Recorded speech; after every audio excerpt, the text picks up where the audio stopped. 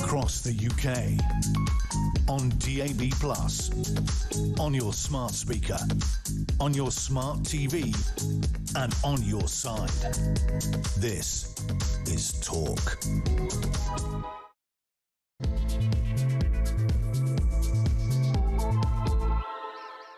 Good morning and a very happy Monday morning to you from me, Julia Hartley-Brewer, at Talk, the home of common sense. The reason I'm happy is sun is shining, it's a lovely day, and I'm not at a Labour Party conference. No problem with going to Liverpool. Absolutely stunning, beautiful city, wonderful people. Always felt very at home there, but not a Labour Party conference. I feel that way about all party conferences, as I've made clear to you many a time over the years. But delighted to say we will be talking a lot about Labour Party conference because, oh my goodness, it's not going very well so far, is it? I know.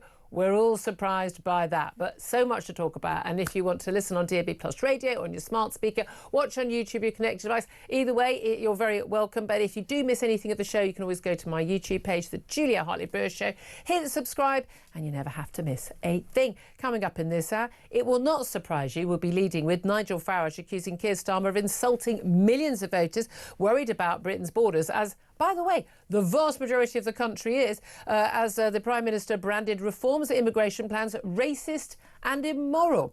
The PM on Sunday called out the Reform Q leader's plan to tear up rules regarding indefinite leave to remain, including people who've already got it, saying it needs to be called out for what it is. Oh, so stunning and brave, Prime Minister. Meanwhile, at Labour Party conference today in Liverpool, Home Secretary Shabana Mahmood will declare that migrants' rights to settle in Britain will be dependent on them not claiming benefits, and they must show they contribute to society. It won't be backdated. But otherwise, it's pretty much exactly the same policy as reforms, except, of course, it's Labour's, so it's not racist and immoral. Are you keeping up at the back? Meanwhile, Rachel Reeves, the Chancellor, speaking during the time we're on air, is set to announce that young people out of work for 18 months will lose their benefits. Except, of course, they won't unless they've got a good reason for not taking a job. And they will always have a good reason because they feel a little bit stressed or anxious on a Monday morning. In her speech to conference, she's going to promise that all people aged 18 to 21 will have education, training or work under the government's youth guarantee. I can guarantee to you right now that is never going to happen. If I was in charge, it absolutely would. And by the way, 18 months, way too long to leave them without any of those things. I'd say 3 months, absolute max, but we'll talk about that. Plus, a petition opposing the Starmer's plans for new digital ID brick cars has already reached 2.3 million signatures and counting every minute. The PM announced his plan on Friday to introduce a digital app for all adults by the end of this Parliament. We'll be talking about why a digital ID is so much more and more dangerous for our freedoms than a passport or driving licence. Honestly, the people who are saying, oh, you've already downloaded your information for Facebook, or you've already got a passport, you really haven't been paying attention for the last few years, but we'll explain to you why you really should. So all that coming up, plenty more besides. You know what I want to hear from you on today. You're obviously welcome to make your calls on anything you want to get in touch, but got to talk about Keir Starmer branding reforms migration policy racist and immoral. And on the very next day, the Labour Home Secretary Shabana Mahmood announces a really similar plan for migrants seeking settled status. It just isn't going to be backdated, but why does backdating it to people who are already here, the waves, the Boris waves and others, why does that make it racist and immoral, but doing it from now isn't? And by the way, who the hell mentioned race? Oh, Prime Minister, it was you, because you're obsessed with it, as the left is. No one else was talking about race, wasn't even remotely mentioned. But you thought it was all about the colour of someone's skin, because that's all you think about. Well, we'll talk about all of that. I want to hear your reaction. Give us a call, 0344 499 1000. Text the word talk and your message to 87222. Calls are charged at the national rate. Text costs £1, standard network rate message. You can get in touch on X at Talk TV as well. Get in touch. We'll get your messages and your calls on air. Delighted to say, already definitely on air, commentator Sam Armstrong, who joins us as always on a Monday morning. A very good morning to you. Good morning. Another quiet Monday morning, and you make this point every Monday, and you're right. Every single Monday, off you go. Every single Monday, we walk into the Talk TV towers and we are greeted with yet another nonsense press release from the Home Office telling us this time, Julia. Yes. No, wait, this time. Finally solved illegal migration. Spoiler. They haven't. I don't think we're even going to insult our audience by spending that much time talking. No, that's the Prime Minister's job. He's the one who insults our audience. You're all racists. Just in case you didn't get the memo, you're all racists. Can I just say, right, just for the ones that are too slow, you are not racist if you are concerned about people breaking into this country illegally, who are raping our women, stealing our jobs and changing our culture, all of which is happening en masse every single 125 day. in one boat at the weekend. They have literally invented another type of boats. They're calling it the mega dinghy, and 120 people are coming over. At the lowest estimate, each one of those people costs us £500,000. So that boat bargain cost us £60 million. When I say us, I mean anyone who pays taxes. Lifetime, so the asylum hotel, the drain on the taxpayer over their lifetime, £300 round trip is taxis, going to cost at a minimum, and that is a gross underestimate, £500,000 per head. We had 1,000 people arriving. That is this weekend. £500 million out the door. That's illegal migrants. But the policies that Shabana Mahmood and indeed Nigel Farage announced the other week, to much fanfare, and I have to say fully in agreement with every single word of it, was about legal migrants, people given visas. And we had the news on Friday, didn't we? The sort of mid-23 to mid-24. So before Labour were in charge, 755,000 people added to the British population, almost entirely, 98% of it was net migration. It was people immigration, people coming to the country. The year before that, it was 890,000 more people in the country, almost entirely down to immigration. People aren't having enough babies. In fact, more people are dying than having babies on average. Very few people leaving the country. That's the Boris way. People say that, OK, it's OK to be bothered about illegal migration, but apparently until today, and the Home Secretary is going to make this announcement, we weren't allowed to be bothered about all the people who've come, not just coming here legally this week, but coming here legally for the last 20 years, who we were told were an economic benefit. Basically, virtually every single one of them was a high earner and working in the NHS, apparently. And now we're told, actually, no, from now on, you have to prove you're a good citizen, pay taxes, national insurance, be work, no benefits, clean, criminal record and all of that.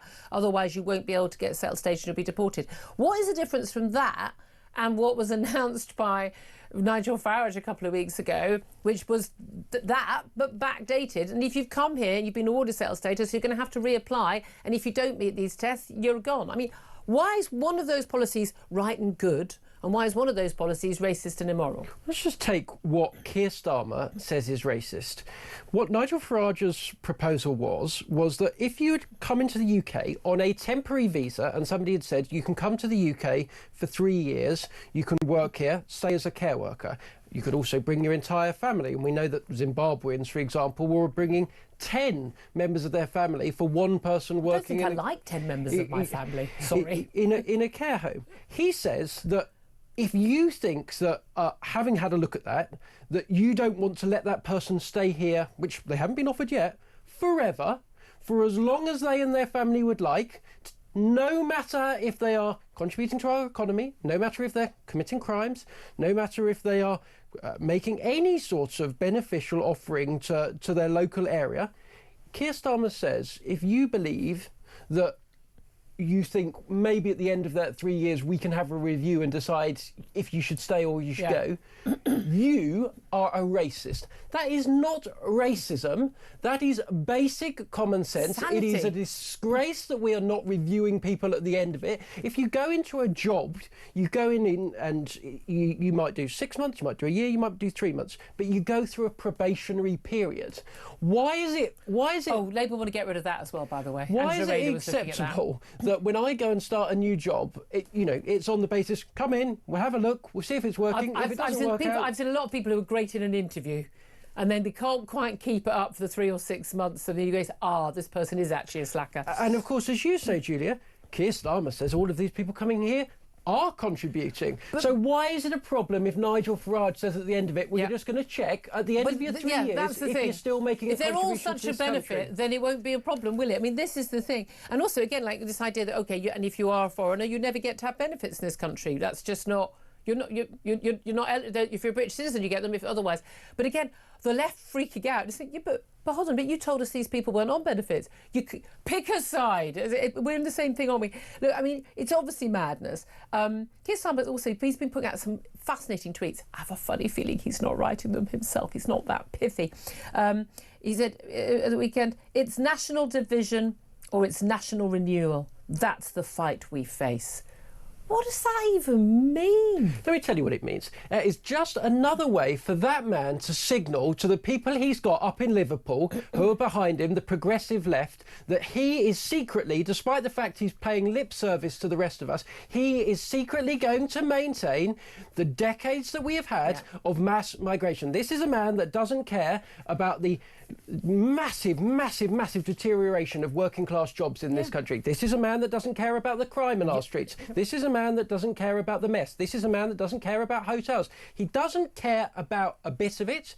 He is attempting to talk out of both sides of his mouth, to say to us, oh, look, I promise you, we are dealing with it, while he's saying to his own side, look, they're racists, I'm with you, but trust me, I have to talk like I'm one of them. It's a wink, liar. wink. It's interesting, Shabana Mahmood, the Home Secretary, has already said, look, a lot of people in the hall aren't going to like what she has to say. But these are policies they would be booing if you... This is what Nigel Farage announced, whereas in fact these have got massive support even from Labour voters. I mean, the thing is, I suppose, you know, someone who 20 years ago could spend 20k on a donkey field for his mum. OK, yes, she was disabled, she was elderly. It was actually a beautiful, loving thing for a son to do. But it does look very questionable in terms of him being able to perfectly legally dodge inheritance tax on it. You know, either you own it or she owns it. Which is it? We're in Angela Rayner trust for her son territory. There's always a good reason behind it. But at the end of the day, you can't go around telling everybody else that they need to pay their tax and they shouldn't be dodging perfectly legally any tax, but then doing it yourself because it makes you a hypocrite, which we already knew he was. What do you make of his comments about VAT? Because interviewed on the B by Laura Kunzberg yesterday, it genuinely was hilarious how many people, Labour supporters, were saying, oh, he was so good. He was so bad. I mean, he was so... And he was just like trying to talk through the time, just like, literally, if I keep talking, you can't ask me many more questions. I mean, quite apart from the fact that she did, all credit to her, she pushed him on ID cards, which we'll come to, but also on the VAT. Is he going to, would he or would he not refuse to raise VAT? Seven times he failed to say categorically, we will not be raising VAT. He kept saying, oh, those were our pledges, we stick by our pledges. And now today, Rachel Reeves sort of seems to have been saying she won't do it. But again, that doesn't mean things haven't changed because they'll suddenly discover a new black hole. But would it be so wrong if Labour did, given the state of the economy, if they did raise a tax which goes on everything and actually which is a very progressive tax in the sense that, you know, the stuff that people most rely on, things like, you know, food and stuff, isn't subject to VAT, children's clothes and stuff, but the expensive stuff, that the better off you are, the more stuff you buy that's expensive, you're paying more VAT. Given that we need to raise a hell of a lot more tax, because we ain't cutting any spending under this government, is that not one of the fairer taxes to raise?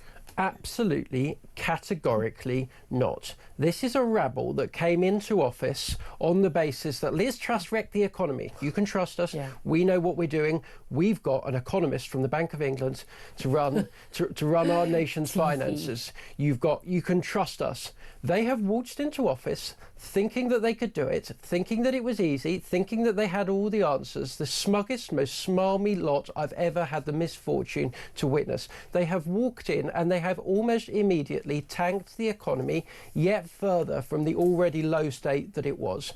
We know it is basic that if you are spending hand over fist on migrants, on climate change, on welfare, that you are not going to be able to balance the books. Something has to give. And they promised. They looked down the barrel, looked them in the eye and said, we will not raise those taxes. If they can't get it done, if they can't balance the books, they should have and I haven't called for this until now, that they should have the respect to go back to the electorate and say, do you know what, we were elected on a false promise that we could not get this done. Every government is elected on, I completely agree with you every single word, but every single government is elected on a false promise because every single government seems to get elected saying, I mean, even you know, we've seen those polls showing that Reform would win a majority on current, you know, polling in the next election, be able to have the mandate to do what they want to do. But there's still a whole, yes, they'll save money from net zero, they'll save money from various things they're going to do, and all credit to them on that. But at the end of the day, voters do insist on saying they want this much spent on the NHS, they want this benefit for that person, they want that for that, they want this, they want all this, they want all that, more police, more this, but we want to pay fewer taxes and lower taxes. We'll just get those 5 billionaires over there to pay it all.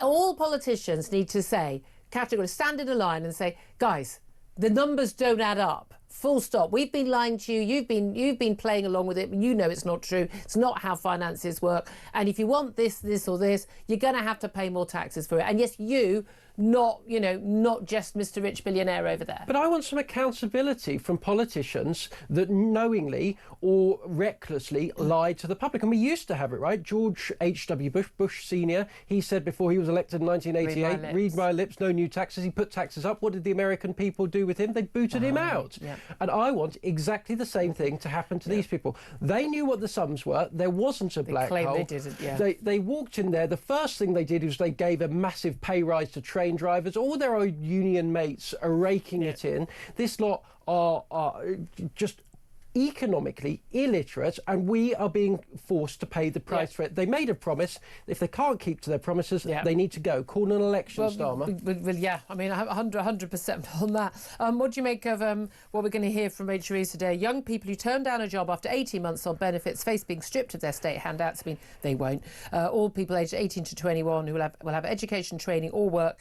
This is part of a youth guarantee. It echoes a plan that was floated by Rishi Sunak, focusing on the contribution. They're going to abolish, this is just laughable. They're going to abolish long-term youth unemployment. 1 in 8 young people currently needs, not in education, employment or training. The reality of this is a lot of these people aren't employable. Yep. They'll have to have a good reason not to work. Well, we know they won't. They'll all be on the sickness, because that's what they've been on the sick. That's what they've been doing. But also this idea you can't leave people long term. You're going to leave an 18-year-old without work, without any purpose in their life for 18 months. It should be 3 months. If you're going to do this, you've got 3 months. You can have your summer after school, then you've got to get a job. And if you can't get a job, we'll find you a job. And there is no access at all to any benefits. You have to be in work or training, full stop, end of, nothing to discuss. Now, I'm sorry, I think that might focus people's minds, including parents' minds, because an awful lot of parents, the feckless parents who brought up the feckless kids, and yes, if your kid is feckless, it's your fault. I don't know why people don't think this is part of your job as a parent, to turn out a hard-working young person.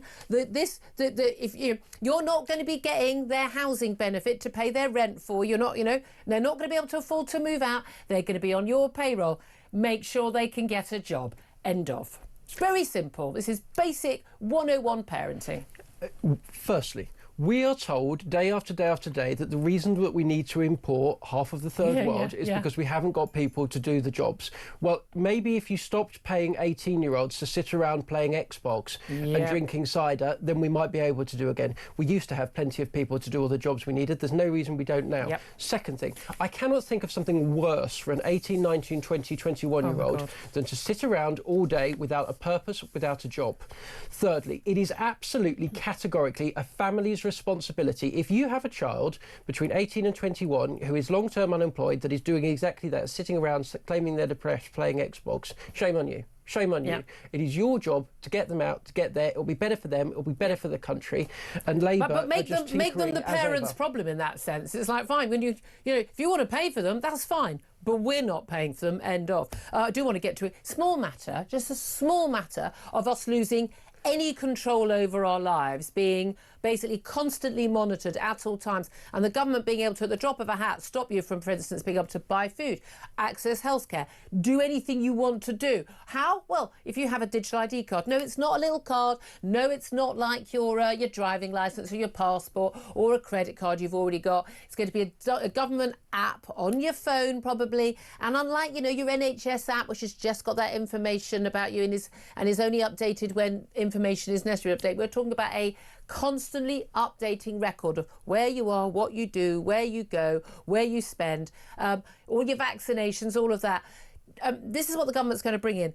brilliantly, 2.3 million people and counting every minute have already signed a petition saying no to digital ID cards. This is something that Tony Blair has pushed as a solution to every problem. I mean, Tony Blair stubs his toe, he gets out of bed and he thinks, if only we had digital ID cards, this wouldn't have happened. Keir Starmer has laughably, I mean, even the BBC is laughing at this, claimed that we can sort out illegal migration because they come here to work illegally. They denied that for years, by the way. Now it's been exposed. It's on the front page of the Sun and the Mail. Then it's true. We're going to sort that out by having digital ID cards, because those employers who currently get people to work for half the minimum wage or less with no rights, just when they get off the boat and they come out of their asylum hotel and cash in hand, they miraculously are now going to, having never asked for a national insurance number or a passport or proof of visa to work, and now miraculously going to be asking for your digital ID. I mean, unbelievable that once again, to stop criminality, and by the way, we know where these people are, you can find them easily. I could take my local police or my local Home Office officials to all the areas around my way and all the shops that I think they're illegal workers. I bet I'll be right 90% of the time. They apparently can't find them. But the the 70 million people in this country, the majority of us law-abiding people, we're going to be required to be constantly monitored and tracked, and possibly in future limited by our government in what we can do in terms of our freedoms, to deal with some blokes getting off a dinghy that the government won't deal with. This is insane. We have to give up our civil rights, our civil liberties, our freedoms that we have enjoyed in this country for 1,000 years. We have never been a papers, please society. There has never been a file kept on each and every one of you in some repository where little government officials can make a back mark against you. But we are going to have to give up that fundamental right, something about being English, in order to deal with migration, maybe. Nonsense. But let me tell you, Julia, I have been in politics for a long time, and I know that when politicians suddenly make massive, big, controversial announcements like this, when they are going through a massive political turmoil of their own, that what they are trying to do is distract you from their problem and their own failings. But in a sense, I don't care if they're trying to solve migration through this route, or if they're trying to distract from their own problems. You stay away from my freedoms, because I'm telling you now, I'm not having it on my phone, I'm not using it, I'm not showing it, and I think they're going to have a real hard time trying to convince the people of this country to comply with this rubbish. If people have learnt nothing from the COVID period, they learnt nothing from the truckers in Canada, from what's going on in China, where you literally, if you're caught saying something wrong about the government, you can have your social credit limited so that you're not allowed to buy a train ticket. And we were talking about massive curtailment of freedom. And this is what the people who are behind this, the Larry Ellisons, the people at Tony Blair, this is what they talk about at their World Economic Forum. I'm not a conspiracy theorist. It's all about making money. But they think we need to be controlled. We need to be made to do the right thing. Well, no, or we could just stop the boats in the first place, and we could make sure that all employers who don't ask for official ID and proof of employment are fined till their eyeballs bleed. You get £100,000 fine, maybe even a prison term, if you employ an illegal worker. Do you think they'd still do it? Because I've got a funny feeling that they wouldn't. They need to know that it's going to happen. They need to know they're going to be caught, and they won't do it. You can solve it that way. But no, you're going to curtail our freedoms. All I know is that every single person I know has already said, I'd sooner go to prison than carry one of those cards. Ain't going to happen. But let's not be distracted about why they're doing it. Again, as you say, this is about look over here, look over here. So much to talk about. Loads of calls on the board. Can't wait to get to them. 0344 499 1000. We'll get to your calls up next. This is Talk.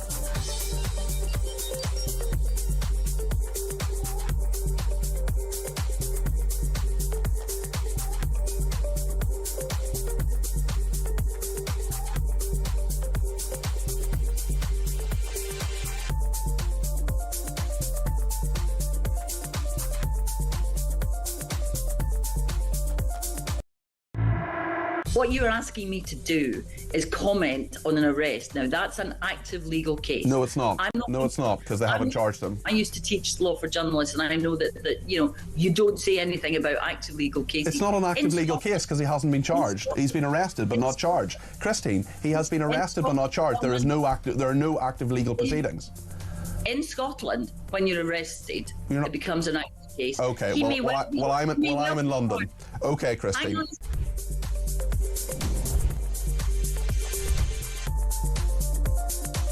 We've got a ring across the UK on DAB+, on your smart speaker, on your smart TV, and on your side. This is Talk. A very good morning. Welcome back to the show. 10:28 is the time. I'm Julia Hartley-Brewer. Sam Armstrong's here as well. And you're on the phone, so 344 499 1000. We're talking about, first up, Keir Starmer saying that the reforms policy on migration, particularly dealing with settled status, is racist and immoral. And then the announcement today from the Home Secretary is going to be pretty much the same policy, just not backdated. Mark's on the line, is in Richmond. Mark, what do you want to say about all of that? Hi there. Hello. How you doing? The first thing is that the law is supposed to create certainty. And I don't think I've ever come across a Prime Minister who's created so much uncertainty about the law in the short duration that he's been in office. The other thing is that he's not a very good lawyer. Really? How did he become Director of Public Prosecutions? I have no idea. I mean, racism is a subset of discrimination. Discrimination in the legal definition is you take a group and you make a division in that group with no real logical basis of making that division. There is nothing in reforms policy that does that. No, but also nothing in reforms policy mentioned race. It's got sod all to do with whether someone is black, brown, yellow, white or anything else. And your lawyers are usually very careful with their words. But this guy's just shooting from the hip as far as I'm concerned. So I just sit there going, he wants to lead the country. He's going on about the law. He's prosecuting people. Everyone's saying two-tier care. And he's an awful lawyer. It's as simple as that. He's just an awful lawyer. But do you think also it's just these cheap sort of attacks? Oh, no, I'm not calling reform voters racist, because some of them were voted Labour at the last election or in previous elections, and they might want to win them back in a lot of those key red wall seats. But this is the thing. Have they not worked out yet? And the same has happened in France and in Germany and Italy and all these other countries and in America with Donald Trump, that going around telling everyone that your opponent is racist when there's no evidence that they actually are racist. I mean, there are some parties in Europe that absolutely are blatantly, openly racist, but there's nothing. I'm telling you, I've known Nigel Farage. I've had enough long lunches with him. If he was racist, if he accidentally said something racist, I've literally never heard him say anything, even an inkling of anything that could be considered racist. He isn't, full stop. But have they not learned that just calling everybody who disagrees with you racist is not a winning policy? It's a dog whistle policy. That's all it is. It's just to throw the dog whistle out, say the names, and just hope it sticks. That's all they're doing. Right. Yeah. Well, I mean, and it's working out so well for them. Mark, thank you very much indeed. Lee is also on the line. He's given us a call on 0344 499 1000. Lee's in York. And Lee, you want to talk about the digital ID plan? Hello, are you there? Yeah, hi, good morning, Julia. You okay? How are you? Very well. I thought, were you just checking in with your digital ID to find out if you could talk? We can hear you just fine, my lovely. Making sure it works. Making sure they're not hacking me already. Oh, they already are, trust me. I wanted to make 2 points, really. Please go for it. Can you hear me? Yeah. Darling, assume we can hear you unless I tell you we can't. Make your points, come on. Yeah. No problem. So my first point is, number one, obviously with the ID card, I regard myself as quite an educated person. I can't understand for the life of me what they do with illegal migrants in relation to a brick card. If they arrive here, are they going to get a brick card? So for them to be able to work, whether it's delivery or whether it's car washes or whether it's, whatever job or whatever industry they're in, will they be produced with an ID card? So I'd like to hear your thoughts on that. My second point is, if we've got our own Prime Minister throwing words around like racist to people like Nigel Farage, does not anyone learn anything from what happened to Charlie Kirk? It only takes one deranged, mentally unstable person to want to be a hero, to go to a press conference, to go to a public venue, and I really do feel for people like Nigel Farage who actually stand up in public. Someone could sneak into a press conference, try to be the hero, and try and attempt to take his life, because we've got our own Prime Minister saying he's a racist. So you've got Charlie Kirk being accused of a racist, being a fascist, and unfortunately lost his life.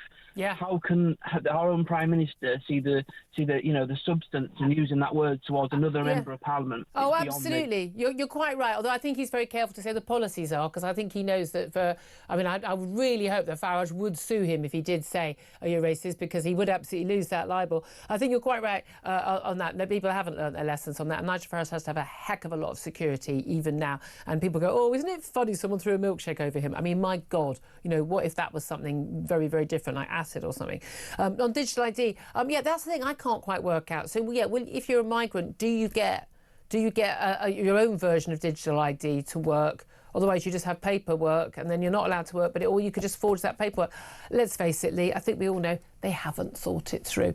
Thank you so much for your call. Appreciate that. Sam Armstrong, just quickly, I've read up on this. It's only the Brits that get. It's only people who are legally here and legally able to work and British who get this ID. So what? So how would that mean someone who could work here legally, do they get it or not? Have they said? They have not said. I mean, of course, it looks like there's a flaw. Yeah, and one of the flaws is that the courts could come along in a couple of years' time and say, actually, it's breaching their human rights to not provide them with a card because you're banning them from working, and that's not fair. So now they get cards too. 10:34 is the time. We're going to take a quick break. Then we're going to go live to the Labour Party conference, where I'm not. Thank you. Paul Richards, a former Labour Special Advisor. We'll find out what he makes of it all. This is Talk.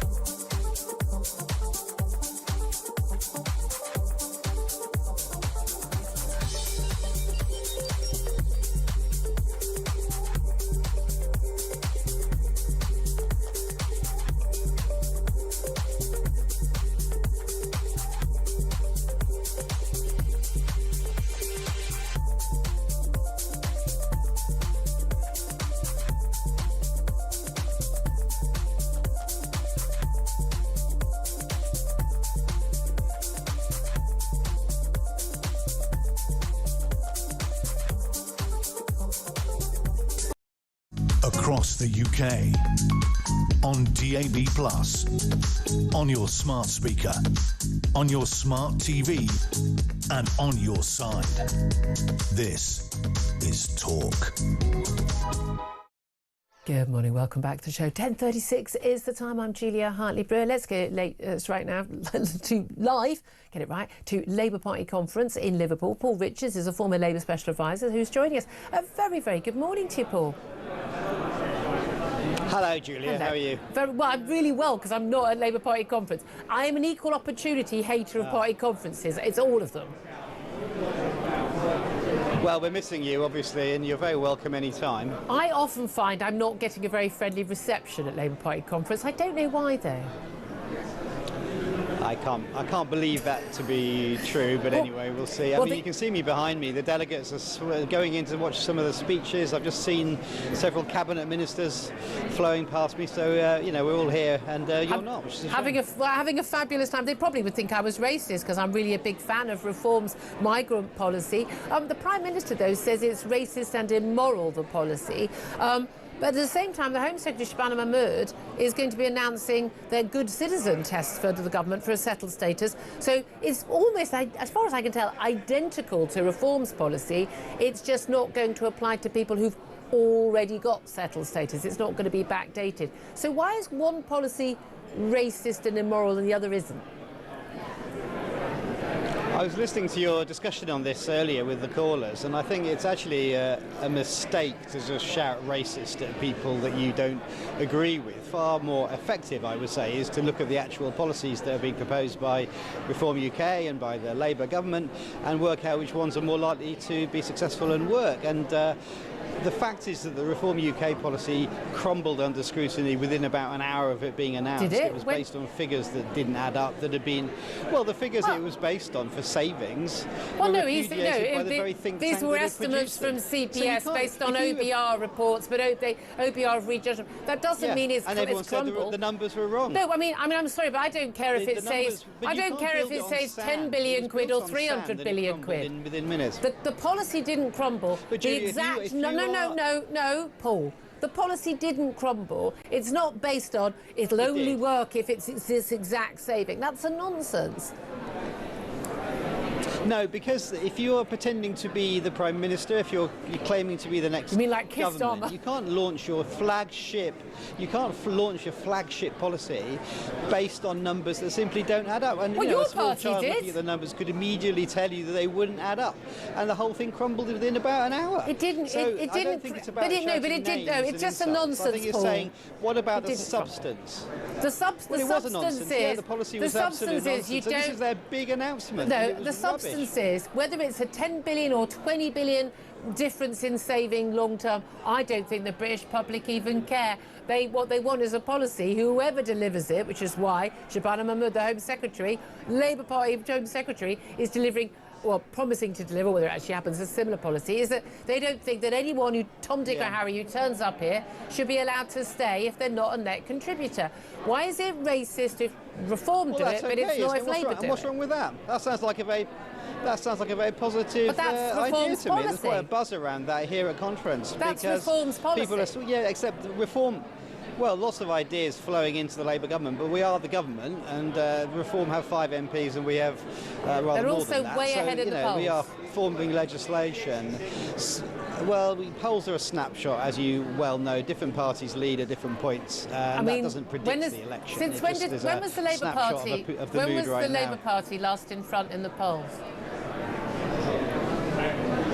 I've no idea. Probably Exactly. just before the election, I don't know. Yeah, exactly. And which we went on to win with a massive majority. Why is there a But, you question know, mark over whether Keir Starmer is even going to make it to next year's party conference with Andy Burnham, the sort of the king I don't over think the there's water, wandering there's around? no question mark. Well, Andy Burnham arrived. He was met by a huge crowd of people egging him on to stand for the leader. But unfortunately, Julia, they're all journalists. They're the only people that are playing this up. And I think Mr. Burnham needs to do the excellent job he's doing in Manchester and carry on doing that. But the delegates here are united behind the Prime Minister. No, they're not. The Mayor of polling shows Manchester. very different. No. That Labour people absolutely are not. You very talk to much anyone looking. here. Polling repeatedly shows that Labour Party members and indeed a lot of Labour MPs are telling journalists that they want him gone. He's not up to the job. Absolutely not. Andy Burnham has completely overshot on this. He's played his hand, and there's no mechanism for him to even become. This is true. I mean, he's not an MP. Let's forget. He's got the same chance as you of becoming Prime Minister right now, because as Mayor of Manchester doesn't give you a shoe-in to become Prime Minister. At least he's a member of the party. That might be an extra shoe-in. But you know, I mean, all I'm just saying is, you know, there's a reason why he thinks there is a shot worth making, isn't there? I mean, we've got a Prime Minister who's almost, I mean, not even quite 15 months into the job, and there's question marks about his future, and he's throwing out mad policies like ID cards. Can you explain to me, because he failed to explain to Laura Kunsberg yesterday in an interview, how me having a digital ID card on my phone that tracks me constantly and knows everything about me and is updated in real time and could perhaps prevent me getting a job or buying something if I haven't got my vaccines up to date in the event of a next pandemic. How does that put illegal migrants off from coming here? That's quite a big leap of imagination, isn't it? Where's that come from? Vaccines? Where's that come from? That's a big leap of imagination. The announcement literally has been what it right can to be work used and your for. NI number. No, that's not what it'll have on it. Only in your dystopic view of the world. Well, pretty much every ID system has been used.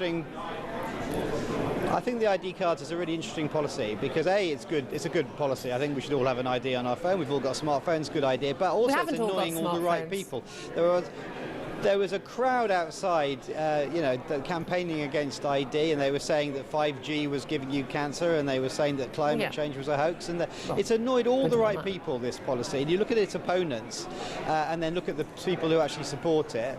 It is another tool. So the good people support it. Paul, but more importantly, it's just a sign of citizen. 2.3 million people have already signed a petition against this ID. This is not the same as people, Julia. 4 million voted for reform. 4 million people voted Reform UK, and not even all of them have signed the petition. What's that got to do with anything? A mass uprising, is it? I think 2.3 million people in 3 days signing a petition members oppose. No. I'm pretty sure the Reform UK members can make up their own mind. There'll be plenty of Labour members. It's not a stretch of the imagination. I'm merely pointing out that is not a lot in terms of a population of 60 It's not a stretch of the imagination. Support for it. It's not a stretch of the imagination about what digital ID. I've got a driving licence, I've got an NHS app, I've got a passport, I've got a national insurance number. The government and any employer doesn't need any more information on me. So why do you care? Why do I care? Because I saw what happened during COVID. Why you've got all of that on your phone already? Paul, because it's not a. It's just a very natural step. Paul, it's a very easy thing to do. It's not every citizen will have one. Paul, it's not tracked in real time, and we've seen what's happened in China with social credits. We saw what happened in Canada. We saw what happened with vaccine passports here. We are not China. Well, no, we thought that before COVID, didn't we? We're not China. And then people were banned. And then Labour was calling for people to be banned from going to work if they didn't have a vaccine. But we're definitely nothing to worry about, Paul. Nothing to worry about. No. It's nothing to do with vaccines. It's nothing to do with COVID. It's to do with the right to work and having all the data on a phone that we have in our pockets already, but in one single place. It's quite convenient. It's quite useful. You have to show ID when you pick up a vintage parcel, so why not? It's really, it's not in real time. It's not constantly changing and updating, and it doesn't track. Very, very different. With all due respect, I don't think you understand what this ID app would actually mean. So here's the thing. How does that stop someone who wants to come on an illegal dinghy, and we had 125 on one mega dinghy alone at the weekend, how does that stop them from getting work? Are you convinced that the employers right now who happily take on someone who doesn't speak English, doesn't have a passport, doesn't have a national insurance number, paying them off the books a quarter or whatever of the minimum wage, that they're suddenly going to go, oh, but now I must ask for your digital ID? Really?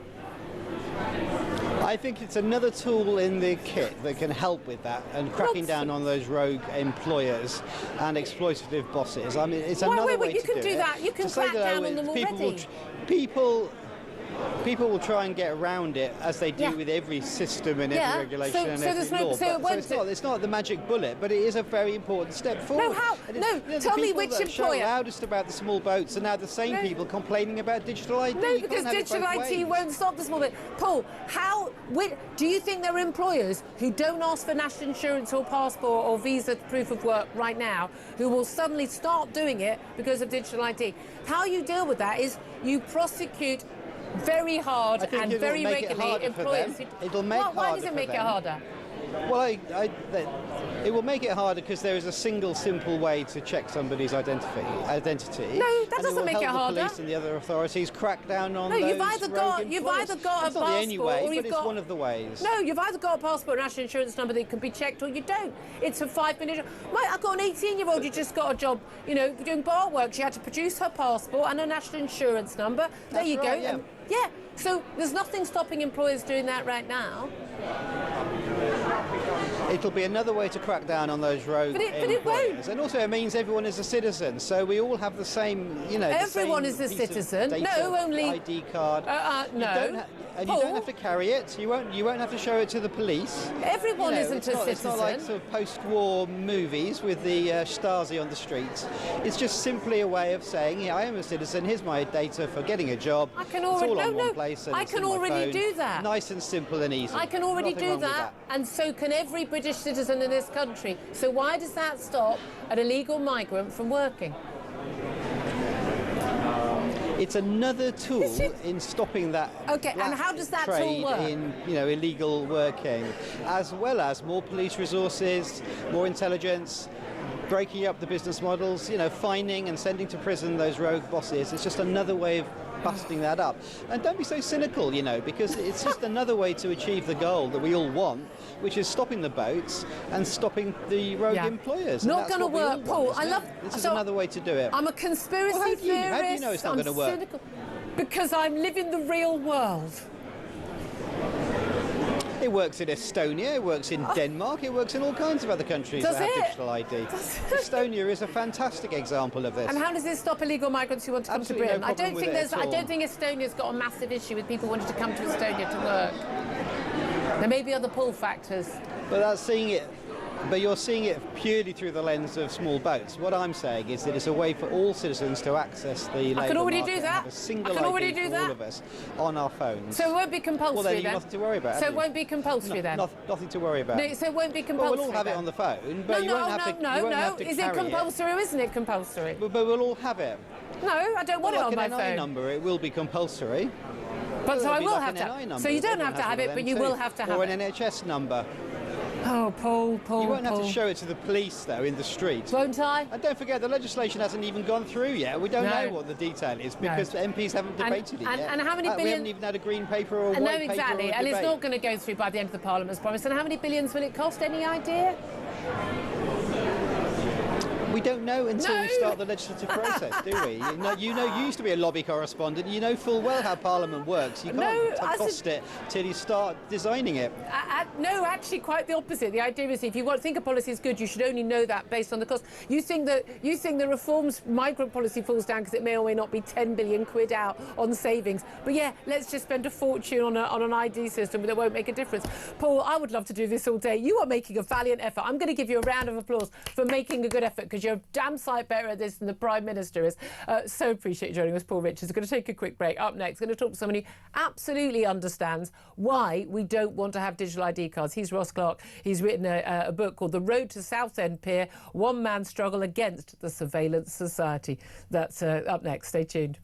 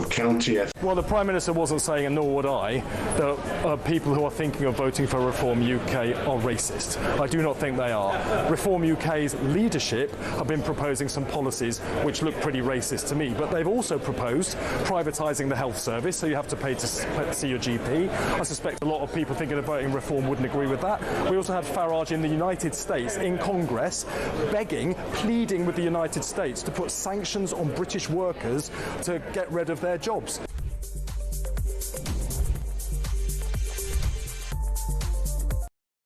Across the UK, on DAB+, on your smart speaker, on your smart TV, and on your side. This is Talk. This is Talk, the Home of Common Sense, for me, Julia Hartley-Brewer. Let's go straight to have a conversation with someone who definitely does understand the possible threat of digital ID cards. After our conversation with Paul Richards, former Labour Special Advisor, who thinks, frankly, I'm just basically getting my knickers in a twist, thinking we're going to turn into sort of, China and Stasi Germany if we do have to have a digital ID app on our phones. Let's talk to Ross Clark. He's a columnist at The Sun. He's also author of The Road to Southend Pier, One Man's Struggle Against the Surveillance Society. Very good morning to you, Ross. Good morning, Julia. Thank you so much for joining us. Look, Paul Richards reckons I've got my knickers in a twist. 2.3 million people signing a petition saying no to digital ID cards, this brick card app on your phone. We're all just really just being a bit silly, and there's nothing to worry about. It's going to be really convenient for us to have all our ID in one place. There's no risk to it, and miraculously, although no one's been able to explain why, it's going to deal with the issue of illegal migrants working. What do you make of those claims? Absolutely ridiculous and absurd. There is no way that this digital ID card system is going to stop small boats arriving. There's no way it's going to prevent the Human Rights Act being used to deport criminals, terrorists. No, but those people won't be able to get a job, we're told, and therefore they won't come here and work illegally because miraculously these employers who have not been checking their right to work will suddenly start check their right to work. Yeah, we already have national insurance numbers which denote your right to work, and if you're an employer, you're not bothering to ask for one of those at the moment. Why should you suddenly start asking for a digital ID? It's completely absurd. It's bewildering. Pick up on one thing, an incredible arrogant thing that Paul Richards said there. He said, we've all got smartphones. Yeah. I just looked up the statistics for this. Between the ages of 25 and 55-year-olds, about 99% of people have smartphones. Over 65s, it drops to 82%. And then when you go the over 75s, it drops to 72%. Yep. There's very good reason for that. It's because if you've got arthritis, if you've got poor eyesight and so on, a smartphone is a very difficult absolutely. piece of and again, it's stuff that we've kind of almost, I didn't grow up with one, but like youngsters growing up with them, and I certainly had them since my 30s, and therefore it's very, you're used to having a mobile phone. A lot of these people don't even have a brick phone. But the crucial thing here is the idea that, okay, let's just say we all had iPhones or equivalent Samsungs or whatever, and just say everything. And what's the issue? Why should anyone be concerned about the government having all of your information on an app in one place? Well, it creates a one-stop shop for fraudsters. At the moment, someone steals your identity. There is a bit of footwork involved in that. They've got to sort of collect information from different places. If we've got a digital ID database, they've only got to get into your system once. So, get into your phone. They've got your identity. And we've seen, from Jaguar to Marks and Spencer's and so on, the way that hackers are getting into these systems, which are notionally secure. It's not just sort of ignorant people who have falling victim to their password is password. No, exactly. I mean, even the banks. Virtually every big bank, big cyber companies. People are getting hacked on a grand scale, and we've seen the government routinely. Just leaving information out. And that's the thing. At that point, someone's got access to your health records. You may have had an operation that you perhaps don't want your other half to know, or something. Your ability, your income. They've got access to every single part of your life. And and don't believe the government if they say they won't sell off this data to commercial interest, because look what happens with the electoral roll. Look what happens with the DVLA database, where the government just flogs off your information to these cowboy parking companies so they can issue their tickets and so on. We've had these databases, we sort of consent to these databases, and then the government doesn't stick to its side of the deal. But what about the surveillance side of things? The concern that a lot of people have, and I share it, people have been paying attention to what happened during COVID, paying attention to what's been happening in China, the social credit system. So people say, oh, don't be so silly, it couldn't happen here. I mean, it literally happened here in 2020 and 2021. I don't know why people are surprised that it couldn't happen again. And this is the ability of the government to say, look, we can track what you buy, we can track when you've had a vaccine, we can track all your data in one place, and basically, if you haven't got up to date on your jabs, you can't buy things, you can't travel, you can't do that central data makes that possible, doesn't it? It absolutely does, and you can just imagine a future pandemic where we have a lockdown and we'll all be tracked by our phones. Pop down the shop and spend 5 minutes too long outside your house, then you'll be sprung with a fine. And people think that's a joke. It literally happened. Yeah, exactly. The possibilities for this, and this morning there's a story about the new nationalised rail company wants to use tracking our phones to charge us, as an alternative to buying a ticket. We'd just be tracked on our phones. Well, you've then got a system where you're tracking people around the country all the time. And what about the argument? If you've got nothing to hide, you've got nothing to fear, Ross. Even if you've got nothing to hide, you run up to the problem of dealing with this bloody technology. On Friday night, I tried to renew my driving license card. These photo cards. It's always been fairly easy in the past, but now you've got to download some app to prove your identity. Oh yeah, I had to do that the other day. Circles of hell. Yeah, and again, if it all doesn't work, how does it, you won't be able to access things in your life. This thing about the card, you can lose it, but you can get it replaced. I think the key thing is just the fact that it's going to be something that is going to be updating constantly. We're going to be talking more about that later in the show as well. Big thanks to you, Ross Clark, for joining us, columnist at The Sun, author of the book Road to Southampton. Appreciate you joining us. I'm going to get Sam Armstrong's thoughts on all of that in just a couple of moments. Do stay tuned. This is Talk.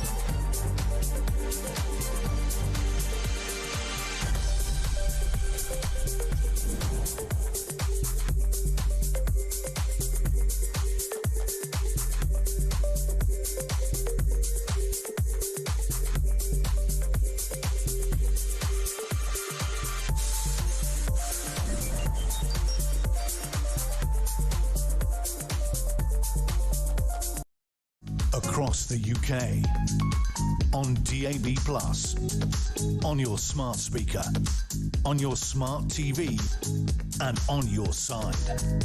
This is Talk.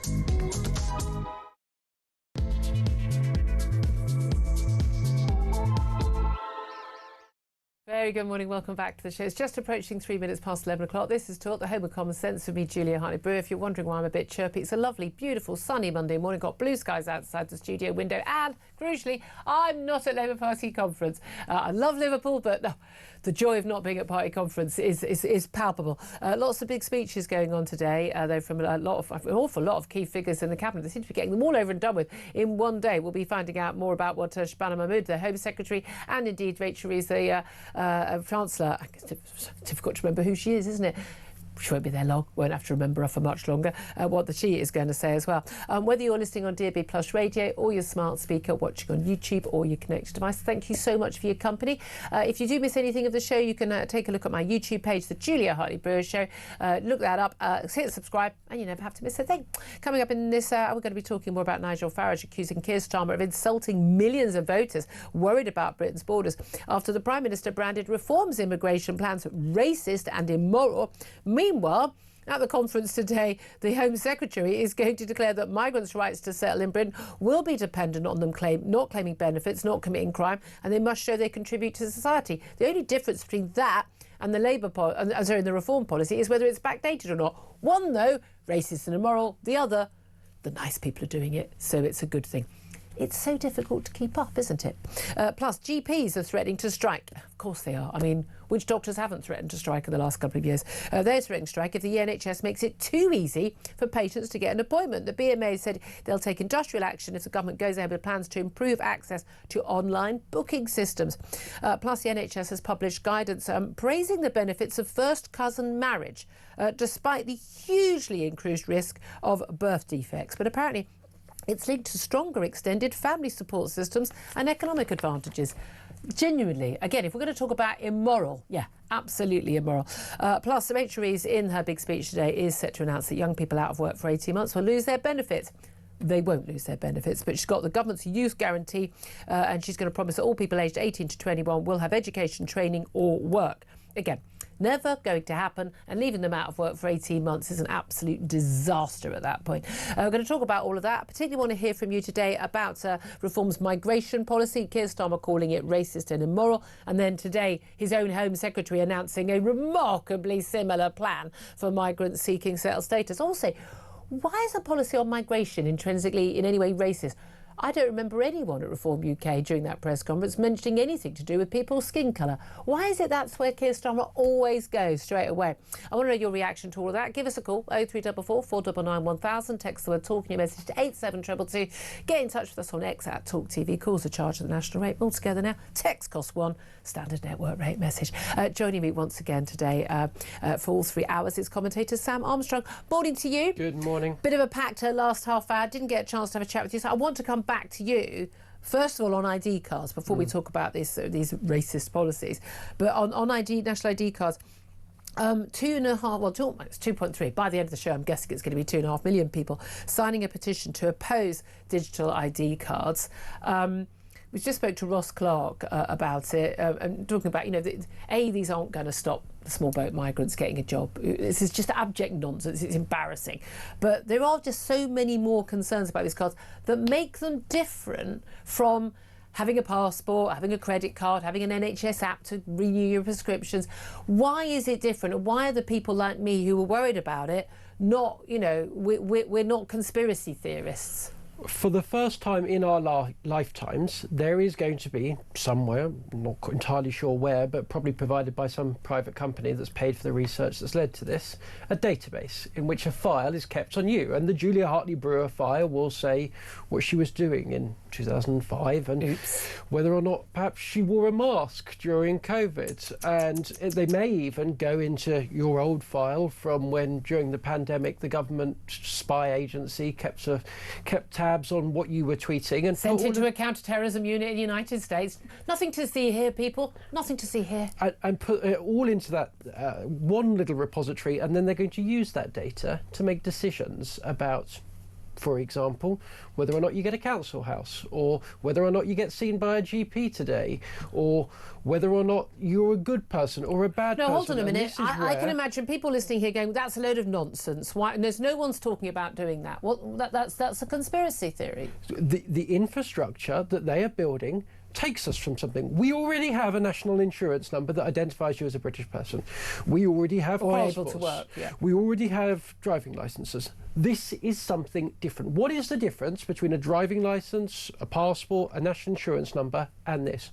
What it is there will be one centralised computer system. And sure, maybe, day one, it will just have these little files attached to it.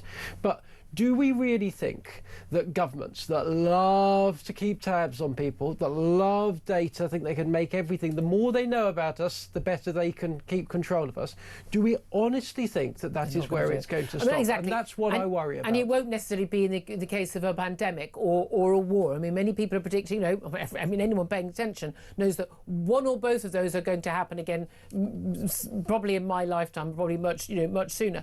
I mean, and that's the thing. Think about it. It's like when you get a passport order, that's a moment in time, and it's proof. I think it's absolutely right. I should be able to prove who I am and what my nationality is going in and out of the country, or prove I've passed a test to drive.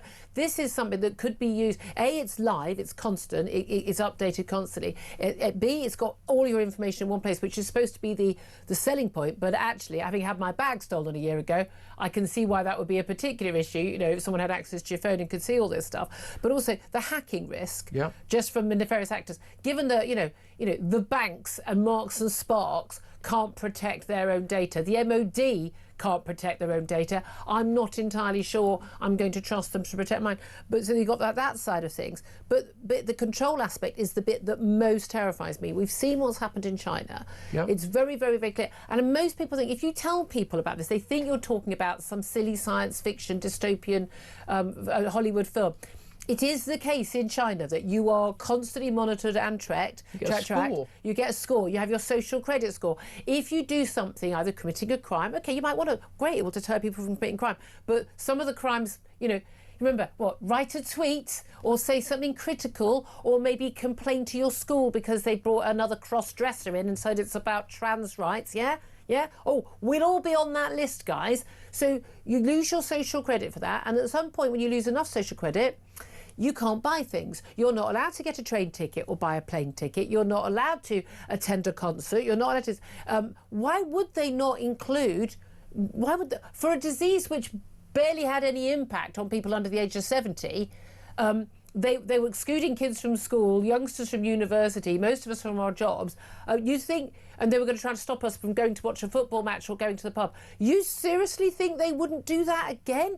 This is the thing I find extraordinary. To say that this is a conspiracy theory. It actually happened during they tried to do it. What happened to the truckers in Canada? When they just said we don't want to have vaccine passports to go to work. What's happened in New Zealand, in Australia, in terms of people, but also what is happening right now in China. This is not a dystopian science fiction future. It's in the here and now. It's happening already. Why do you think uniquely that our government is trustworthy when every government we've had today has proved itself to not be trustworthy? There's also something very, very un-British about this proposal. We're very different from European countries on this, aren't we? They have had a papers, please country, but the UK has been different for two reasons. Firstly, because we're an island nation and people are not coming and going.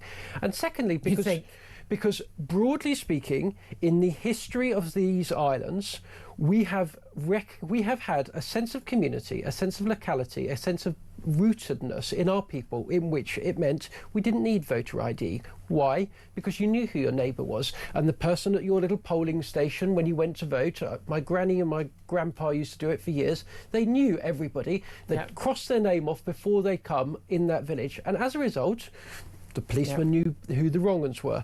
People knew who each other were. And we got to have precious, valuable liberties, rights that our European cousins didn't have.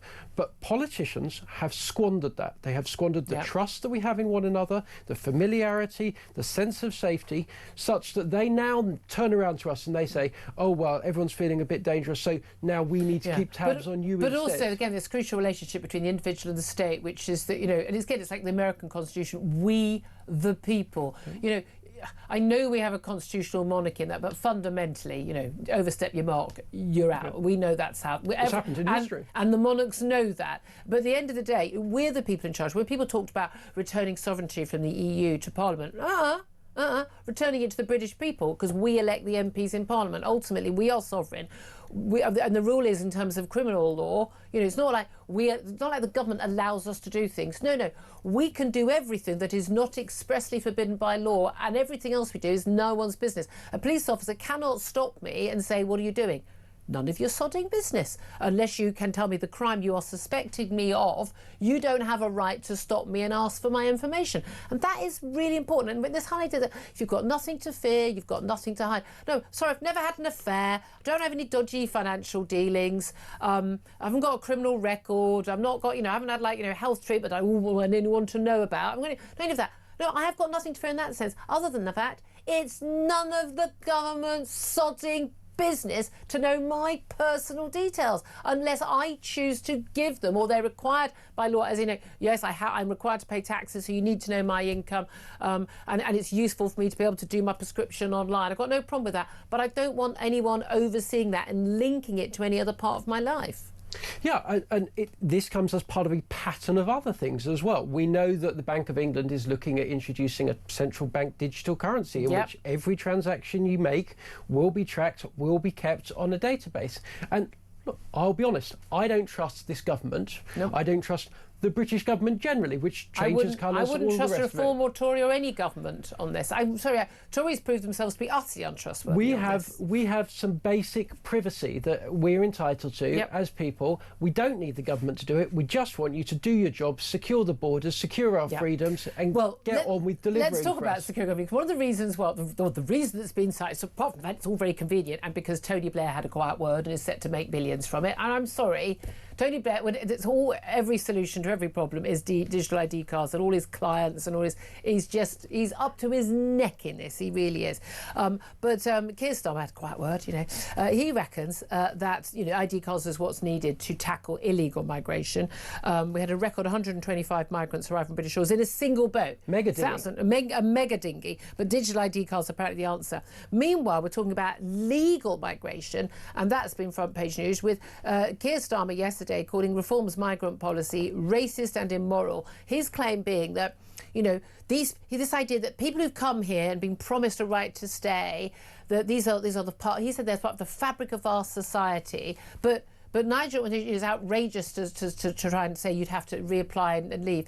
Whereas the Home Secretary Shabana Mahmood today is going to be announcing a policy, a good citizen test. So you basically, even if when you want settled status, you're going to have to prove your income. You're going to have to prove you made a contribution to society. I mean, it's like community. I'm sorry, if someone's paying millions in tax, I'm quite happy for them not to go and volunteer at the local library. Thank you very much. I'd rather they paid the tax and paid their way. I really think that's mad. But you have to not commit a crime and all the things. But this is basic bare minimum.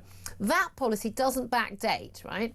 So that policy is okay, but Nigel Farage's policy is racist. Can you explain to me why that would be? Keir Starmer is absolutely scrambling like a Prime Minister I have never seen before. He is the most unpopular British Prime Minister in history. Never been as unpopular. Can we give him a round of applause? Come on. Well done, that Prime Minister. It's nice to set a record for something. No, exactly. He's good at something, being rubbish. But look, this policy, the fact that for starters, the fact that you do not already have to prove that you're not a criminal, that you're making a contribution to society, that you're putting in more than you're taking out before we say to you, no, you get to stay here forever for the rest of your life after 5 years. I cannot understand why that's there. I do need to correct you on one thing, actually. This is also the case that if you've got asylum, if you've got asylum accepted, after 5 years you just get the right to stay forever, no matter if the country where you came from continues to be dangerous. And we know, by the way, that some so-called Afghan refugees are going back on holiday to Afghanistan. That's the level to which they're taking the mickey out of us. No matter if you're making a contribution, no matter if nothing, you stay here for 5 years. That's it. It's like squatters' rights. You're here for good. We can never get rid of you. Bring your aunts, bring your uncles. Bob's your uncle. Probably Bob and quite a few other people are your uncles because they're all claiming to be your uncles when they're coming over. No DNA. You can't have DNA tests. That would be illegal. And that is the extent to which our systems have been abused. And if you want to know why your high street looks different, if you want to know why your doctor takes 3 weeks to see you when it only used to take 1 week, if you want to know why you're earning less for the same job you've always done, that's the reason why, because our systems have been weaponized by dangerous people at times, opportunistic people at other times, who have milked it for everything it's worth. And politicians, if they think that throwing names around like racist or anything else is going to work anymore, they've got another thing and coming. It's not even that it doesn't work anymore, as in put people off it. It actually makes people more determined, because when good people are being told they're racist to a policy which, by the way, has no mention of race in it whatsoever, although statistically different countries do have very clear on average records of when they are. I mean, you know, it's really, really clear that there are some countries, I'm with you, there are some countries which go, I'm not sure, unless someone has got like a PhD. It's a genuine brain surgeon. No, a genuine brain surgeon has got a PhD. They've already got 3 multi-million-pound companies, and they're going to come here and create jobs. Unless you fit some of those rules, I'm pretty sure we don't necessarily need you to come and live in this country. I'm not sure you're going to be a net contributor. But this is a madness. I mean, I just find it extreme. But we've also got the issue, of course, we've had to import all these people, haven't we? Because A, it's improved our economy. Didn't do that. No. B, we needed them in NHS. No, we didn't need that. We could have just trained up people who had the grades and wanted to learn to be doctors and nurses. And B, because we haven't got these young people who won't work. We've got 1 in 8 young people in this country who are not, they're NEETs, not in education, employment or training. And I've been saying that statement, OK, the number varies, it goes up, it goes down. I've been talking about NEETs for about 15 years. These people are still... I do not understand why anyone finds it difficult to make sure that young people are doing something useful. They have no access to benefits, full stop. They're mum and dad's problem. And as we were discussing earlier, if your kid doesn't have a work ethic and doesn't have any qualifications because you are such a useless parent, that's going to be your problem, not ours. I'm sorry. I consider the job of a parent to be turn out a nice, law-abiding person who can have relationships, have friends, works hard at school, and some kids aren't academic. That's not the problem. I would rather my kid had a work ethic than straight A-levels, because a work ethic will get you further in life. And there's no excuse for any parent who's doing their job even vaguely properly to not turn out a kid who can go out and get a job and understands hard work, and whether it's bar work or cleaning the streets or cycling around. I mean, apparently there are loads of jobs going delivering takeaways because all the illegal migrants are able to do those jobs. So I mean, it just seems to me blatantly obvious. So Rachel Reeves is saying it's really bad for young people to be out of work for a long time. So she's going to allow them to be out of work for 18 months. So a tenth of their life, they're going to be... that is... Not tenths, that's wrong maths, apologies. But that is mad. I mean, that's absolutely mad that they should be doing that. I mean, insane that they should be doing that. But I would say 3 months max. And then we are going to put you on workfare, and you're going to be cleaning the streets, and you're going to be doing something useful. Otherwise, mum and dad are going to have to pay for you. End of. I can solve this for you in 6 months. When did we lose the idea that the welfare state was something you had to pay into before you got something back? You have to make a contribution in the good times so that there was a safety net in the bad times. That was how it was sold to the British public. That was how the system was built. That was how it was designed. And there are pensioners in this country that have paid in their entire lives and are struggling, because it can be tough to survive on the state pension with all the stuff. And how insulting is it to them for an 18-year-old Wally or worse to be sat around drinking cider, smoking cannabis, playing his Xbox on the rock and roll already? It is not good for that person. It is unfair for everybody else. And I think we all know there are people in our local area that we've met, we've seen, we're aware of who they are, that are swinging the lead. And it is not fair. It is not fair for the rest of us. And it's about It's not fair on them as well. It's not fair on them. And it's about time, actually, as a society, we got back to the idea that we just said to people, no, hang on, shame on you. That is shameful to sit around all day in your front garden, drinking and showering and causing a mess. That's what the only reason I work is so I don't spend all day doing that. I would be doing that. And look, look, having a great time. I accept that the biggest problem in our country right now is migration and the way that they are taking the mick. But I have seen this trend. But if employers couldn't employ people illegally like that, or couldn't employ people on cheap rates because we've got mass immigration, they would have to trade up these young people. They wouldn't have an excuse. There would be jobs, and when they're hungry enough, they will do the work. But I have seen this trend, and Julia, you and I know we've had phone calls on this topic before. Yeah. When people go and they say, "Look, the migrants are coming over here. They're taking for all of this. Why shouldn't I get what I possibly can get?" And I'd say to anybody listening, maybe they know somebody like this, maybe they thought about it themselves. Don't let them bring us down to that level. So the fact that people are breaking into this country illegally doesn't mean that we have to go and nick money off people that are working, that are trying hard, in order for us to just sit around cushy at home, because it's not right. That's not the British way, and we should be better than that. Absolutely. Hear to all of that. You're on fire today, as always on a Monday morning. We get him going on a Monday and he gets us going. Perfect stuff. 11:23 is the time. You're going to get us going with your phone calls now. 0344 499 1000. Lots of messages coming in as well about how Reform's migration policy is racist and immoral, but the Labour's isn't. It's all to do whether it's backdated or not. But why did we want to have millions of people who are not net contributors, either financially or in any other way, to this country, staying here with the right to stay here forever? And bring all their family members. And then we can pay their pensions as well. I thought the whole point was we had an ageing society. We didn't want that. We'll talk about all of that up next. Give us a call. This is Talk.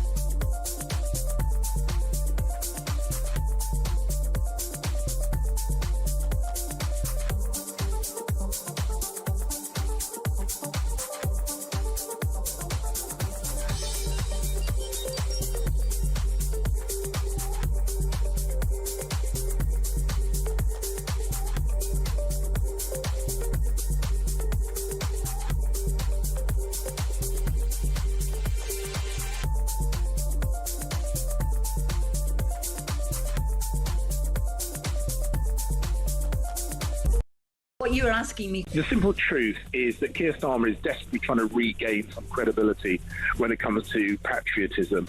And frankly, I don't think anybody is buying it. This is a party that mocks the St George's flag that people are flying from their cars and homes. Keir Starmer himself described all immigration legislation as racist, so he chucks that word around rather too loosely. The fact is, reform policies are nonsense and undeliverable, but he is trying to make himself sound tough, and frankly, I don't think anyone's buying it.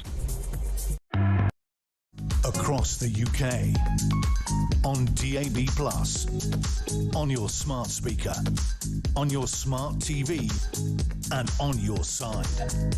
This is Talk. Good morning, welcome back to the show. 11:26 is the time. Sam Armstrong's with me. I'm Julia Hartley-Brewer. You are on the phones and on the text. Let's get to some of those messages, particularly about Reform's migration policy being racist and immoral, says Keir Starmer yesterday. But today, his Home Secretary is announcing a very similar plan for migrants seeking settled status. It just isn't backdated. I'm not quite sure why a date makes something immoral or not. They're a part of the fabric of our society, the people who've come here and apparently are net contributors, but we should keep them anyway, apparently. Gary says it seems that anyone who disagrees with any Labour government policy is now classed as a racist. think you're pretty much right there. Darren says this Labour government is causing all the divisions in this country with their blinkered policies. Simon says, would you say that to Trump? He's doing the same over in the US. Sue says Starmer is an absolute hypocrite. Tracy says this PM is laughable, opens his mouth, puts his foot in it every single time. And Emma says nobody cares what the Uni Party thinks or says. Old news, reform is the future.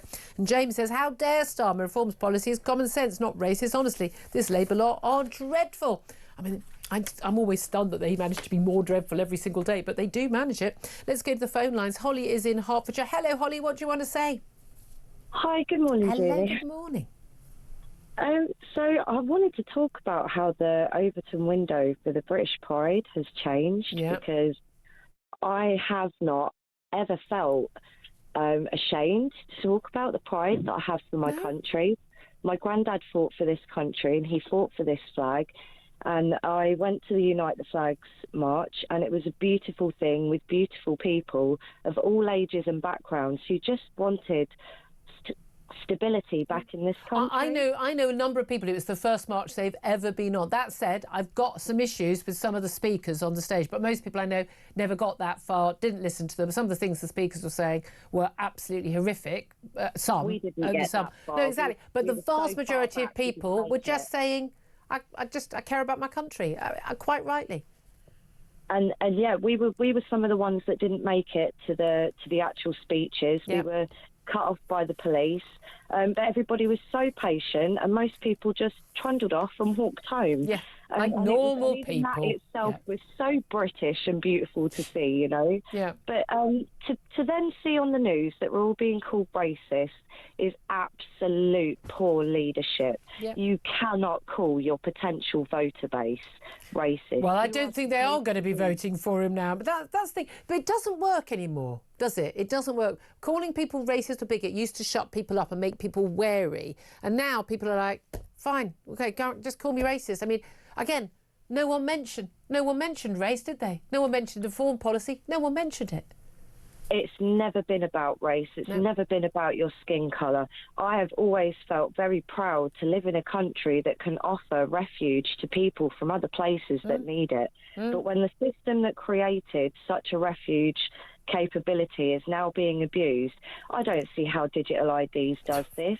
We used to be a high trust society. Digital IDs will create a further low trust society. Absolutely. And really what you should be doing is stopping the system that's enabling people to abuse our country and the benefits and services that it was once able to offer, when the British people are now not able to access the services that they pay for themselves. There's something shockingly wrong in this country, and you do not need to be highly educated or politically minded to see that. I think it kind of helps if you're not, actually. I think that's they live in such a rarefied world, some of these people. They don't get it. Holly, that is such a great call. I think you have just articulated so brilliantly how so many people feel. And again, just ordinary people, they can see and hear what's going on in this country. They know what's happening, and you know, shouting names at them ain't going to make it go away. Thank you so much for that call. Lenny's on the line in Liverpool. Lenny, you got a tough act to follow there. What do you want to talk about?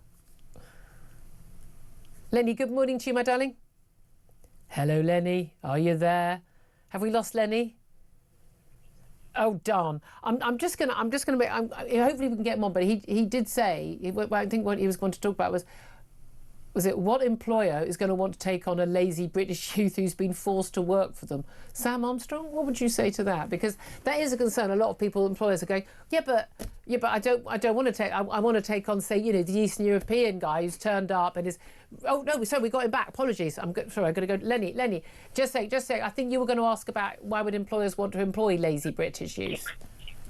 Yeah. Well, we had a retail outlet from '86 to '07, and with the new employment laws, what employer in the right mind would employ somebody who doesn't want to work? It'd be a liability to the firm and could cost a lot of money. And especially under the new employment rules, where basically, you know, they're not on a trial probation period for quite a bit of time. They get rights from day one and tribunal rights. But But is there an argument that I know a lot of employers have said to me, yeah, fine, we put out jobs for local people. I had a guy, he literally started at the bottom himself as an apprentice, school leaver at 16, and he now runs this massive building company. And they go out and he goes, I want to give opportunities. He goes, literally, we have 20 jobs, only 12 people apply. We take 6 on. 4 of them don't turn up on the first day. The other 2 don't even turn up by the Friday. And he goes, what's the point? Yeah, but the thing is, if you do take someone on, they've got the employment rights from day one, and you can't get rid of them, and there'll be a liability. Yeah. You know. So how do we make those young people turn up to work with the right attitude? I mean, other than basically, frankly, giving a lot of parents a good hard talking to, probably a bit of a slap about how to do their job as a parent. Well, you want to give the employer an opportunity to have a probation period where they can get rid of their unsuitable employees, because, as I say, it'll could cost the business a lot of money over the year. You can't get rid of them, and if you do get rid of them, you've got to pay them compensation and this, that and the other. You know? No, you make a very good point. If only anyone in the top of Labour would actually ever run a business, or a small business in particular, and actually could understand these things, eh? Lenny, thank you for that. He's in Liverpool, I think, not a Labour Party conference. Very brief response to that from Sam. Well, look, I agree on the probation period, of course I do, but I will say this to businesses. You cannot just keep pulling on the lever of importing somebody because it is difficult to train British people up. I get it, but one of the things you're going to have to do when we stop the flow of migration, hopefully get to negative migration even, is you're going to have to pay people a little bit more to do the jobs. Yeah. The markets will adjust, everything will balance itself back out, but British people need to be doing these jobs, and if you as an employer have to pay more, I'm sorry, you do. You just cannot. But we as consumers will have to accept that we also have to pay more, but we'll be paying a lot less to fund all the people who are not net contributors who come to this country. Hotels will be cheaper. Hotels will be cheaper. Housing will be cheaper. Yeah, indeed. 11:33 is the time. We'll take a quick break. Up next, we are going to be talking about why are NHS GPs now threatening to strike, and why is the NHS supporting first cousin marriage when it's really, really bad for children. We'll talk about that. This is Talk.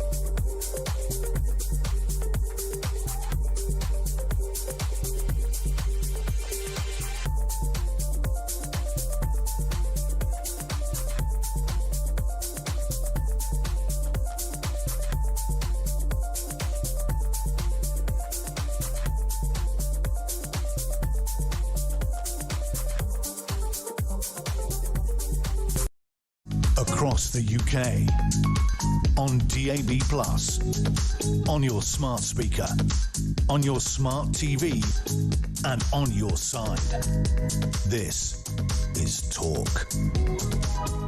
Good morning, welcome back to the show. 11:36 is the time. I'm Julia Hartley-Brewer. Let's talk about the NHS and strikes, because I mean, we're either talking about waiting lists and how you can't get treatment, or we are talking about some kind of people working in the NHS going on strike. This time it's the GPs. The BMA GPs committee are threatening to go on strike over, well, your ability to have easier access to book an appointment. So what's really going on? Let's talk to Martin Gower. He's a former NHS Trust chairman and joins us. Good morning to you, Martin. Good morning, Julia. Thank you so much for joining us. Now, on the face of it, this sounds like a very poor reason for GPs to want to go on strike, but I'm sure I hope there's a sensible reason behind it. Well, the reason is that unless they are paid considerably more money, they will threaten to go on strike. It's a slightly odd one, of course, because the GPs aren't employed by the NHS anyway. Yeah. But I thought they're saying this isn't about money so much. This is about the fact that people can basically, people can just book their appointments online. But then there are some people who basically want to come and see the doctor every single day. And having been a GP's receptionist, worked for my mum for a summer, I was very aware there are people who don't need to see the doctor, they just think they do. And then other people who do need to see the doctor can't get in. The GPs I've talked to are typically about 40% of the people in the waiting room needn't be there to see a GP. Yeah. And they are what they call the frequent flyers. Yeah. But that's something for them to manage at their own surgery. This isn't something that the BMA actually should really be involved in. And why threaten to strike? This is an issue that if people rock up virtually unannounced, they'll make an appointment just because they want to see the doctor. Of course, it's a waste of time. With GPs, you often get this sort of strange dichotomy that they will tell you in one breath how busy, stressed out and overworked they are, and the next breath they'll say they've got a whole lot of people there who needn't be seeing them. Yeah, what I find very strange is whenever I go to my GP surgery, there's no one there. That's absolutely true. I mean, literally, you're the only person in the waiting room. But they're absolutely packed. And you're like, well, where is everybody then? But Julia, this is the problem with the capitation system we use, which is almost unique.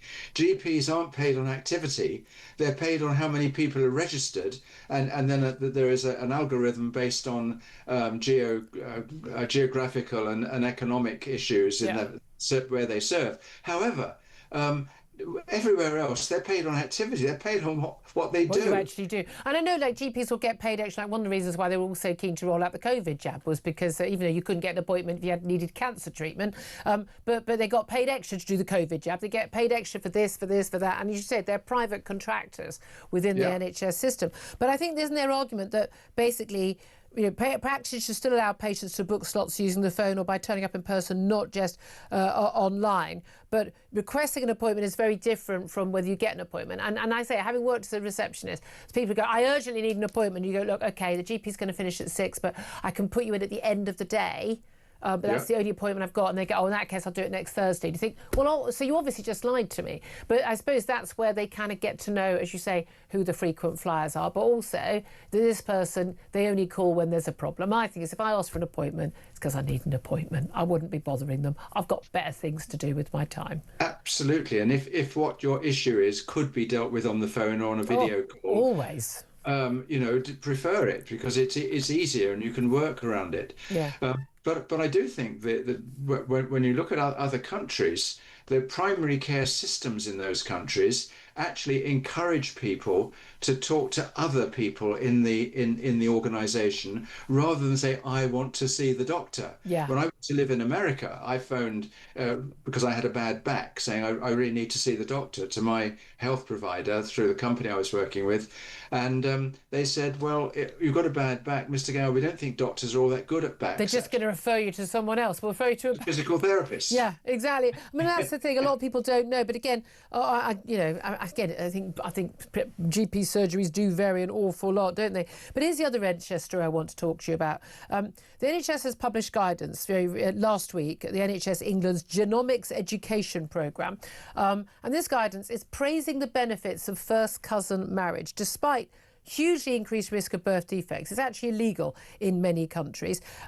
And they're saying it's linked to stronger extended family support systems and economic advantages. Despite the fact, it is legal to do, despite the fact that it has a huge increase in the chances of genetic deformity. And we see in particular Pakistani immigrants continuing which is completely the norm in Pakistan, first cousin marriage. And it means there has been a huge rise in deformities in birth defects in children in that community. I mean, I would outlaw it today. What on earth is the NHS doing saying, oh, well, you know, there's a good side to it as well? Well, I think, Julia, they're being sort of ultra politically correct. They don't want to be seen as being racist, you know, and against some of those who like first cousin marriages, which I think are generally arranged marriages as well. I don't think necessarily all these guys choose their first cousins to marry. It's about keeping the sort of the family wealth in one family, isn't it? Absolutely. But my view on it is a very, very clear one. It absolutely should be made illegal.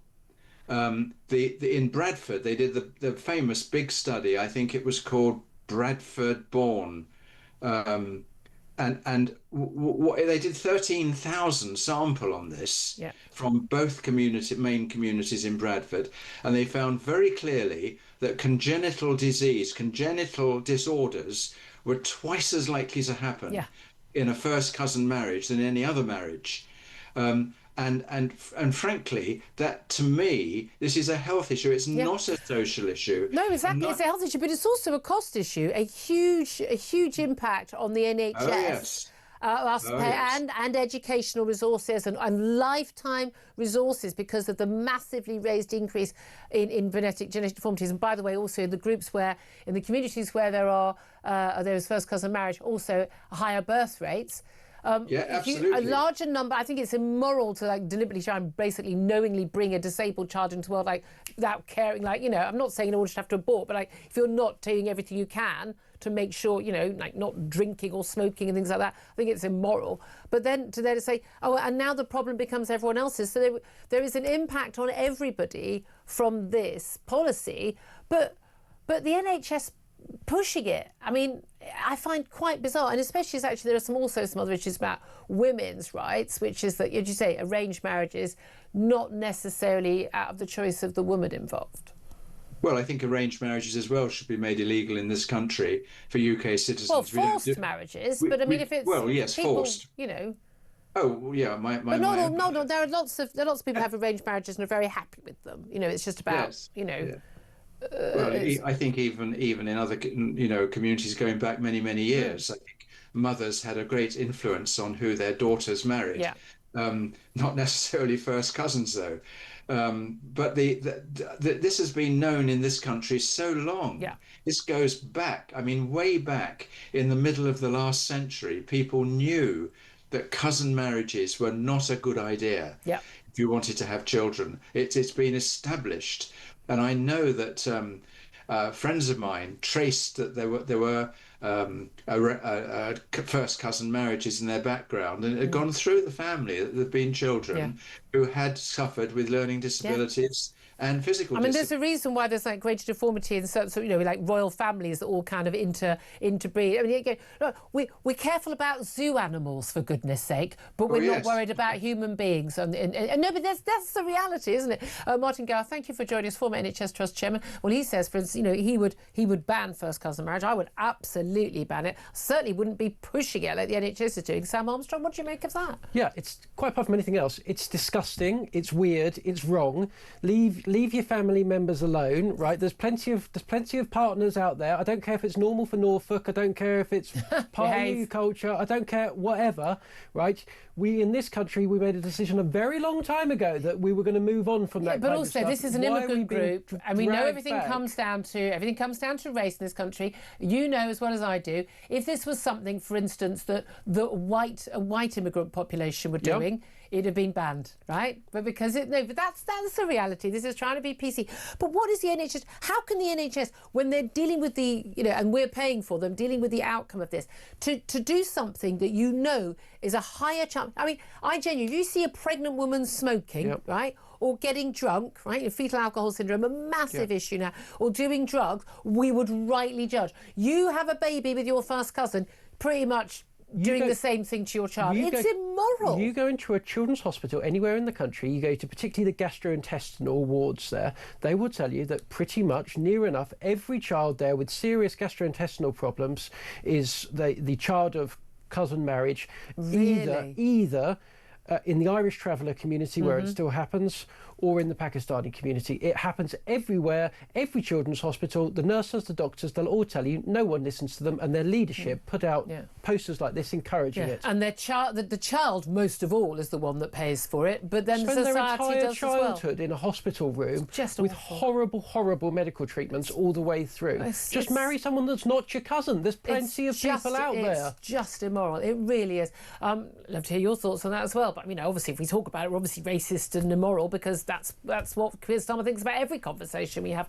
0344 499 1000. Not allowed to do facts anymore in this country. Up next, we are going to be talking about what Rachel Reeves is going to say today. She's going to be speaking very soon, getting young people back to work. And why is it that Keir Starmer failed, I think it was 7 times, to make an absolute pledge that he would not see VAT raised at the next budget? That's up next. This is Talk.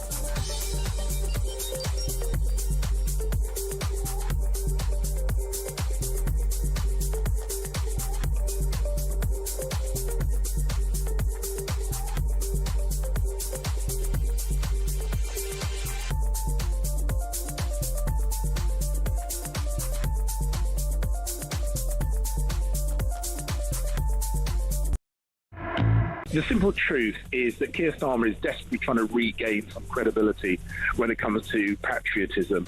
And frankly, I don't think anybody is buying it. This is a party that mocks the St George's flag that people are flying from their cars and homes. Keir Starmer himself described all immigration legislation as racist, so he chucks that word around rather too loosely. The fact is, reform policies are nonsense and undeliverable, but he is trying to make himself sound tough, and frankly, I don't think anyone's buying it. Across the UK, on DAB+, on your smart speaker, on your smart TV, and on your side. This is Talk. This is Talk, the Home of Common Sense with me, Julia Hartley-Brewer. 11:50 is the time. Well, let's talk right now about where we are with the economy, because certainly Rachel Reeves, the Chancellor, she used to work at the Bank of England as an economist. Did you know? She never mentions it. But she's going to be giving a speech at Labour Party conference, and she's going to be talking about how she wants to get people back to work, particularly young people. But what is very interesting is how much she's going to tell us about what's happening in her autumn budget, particularly after the Prime Minister failed 7 times yesterday to rule out raising VAT. Let's talk about this with the Institute for Economic Affairs, Reem Ibrahim. Good morning to you, Reem. Hi, good morning. Hi, thanks for joining us. Let's talk first of all about the VAT pledge, because that was one of the 3 key pledges that would not be, that there will be no raise in VAT, national income tax or national insurance, working people, then they put it on employers. But they may have got away with that, I don't know. But how likely do you think it is we will see a rise in VAT? Well, it sounds as though from this morning's reporting that it isn't going to happen at the very least. But you're absolutely right. I mean, yesterday, Sir Keir Starmer failed to denounce it. So it sounds as though it was something that they were considering. If it is, of course, we'll hear after 12 o'clock from Rachel Reeves and hear what she has to say exactly on that.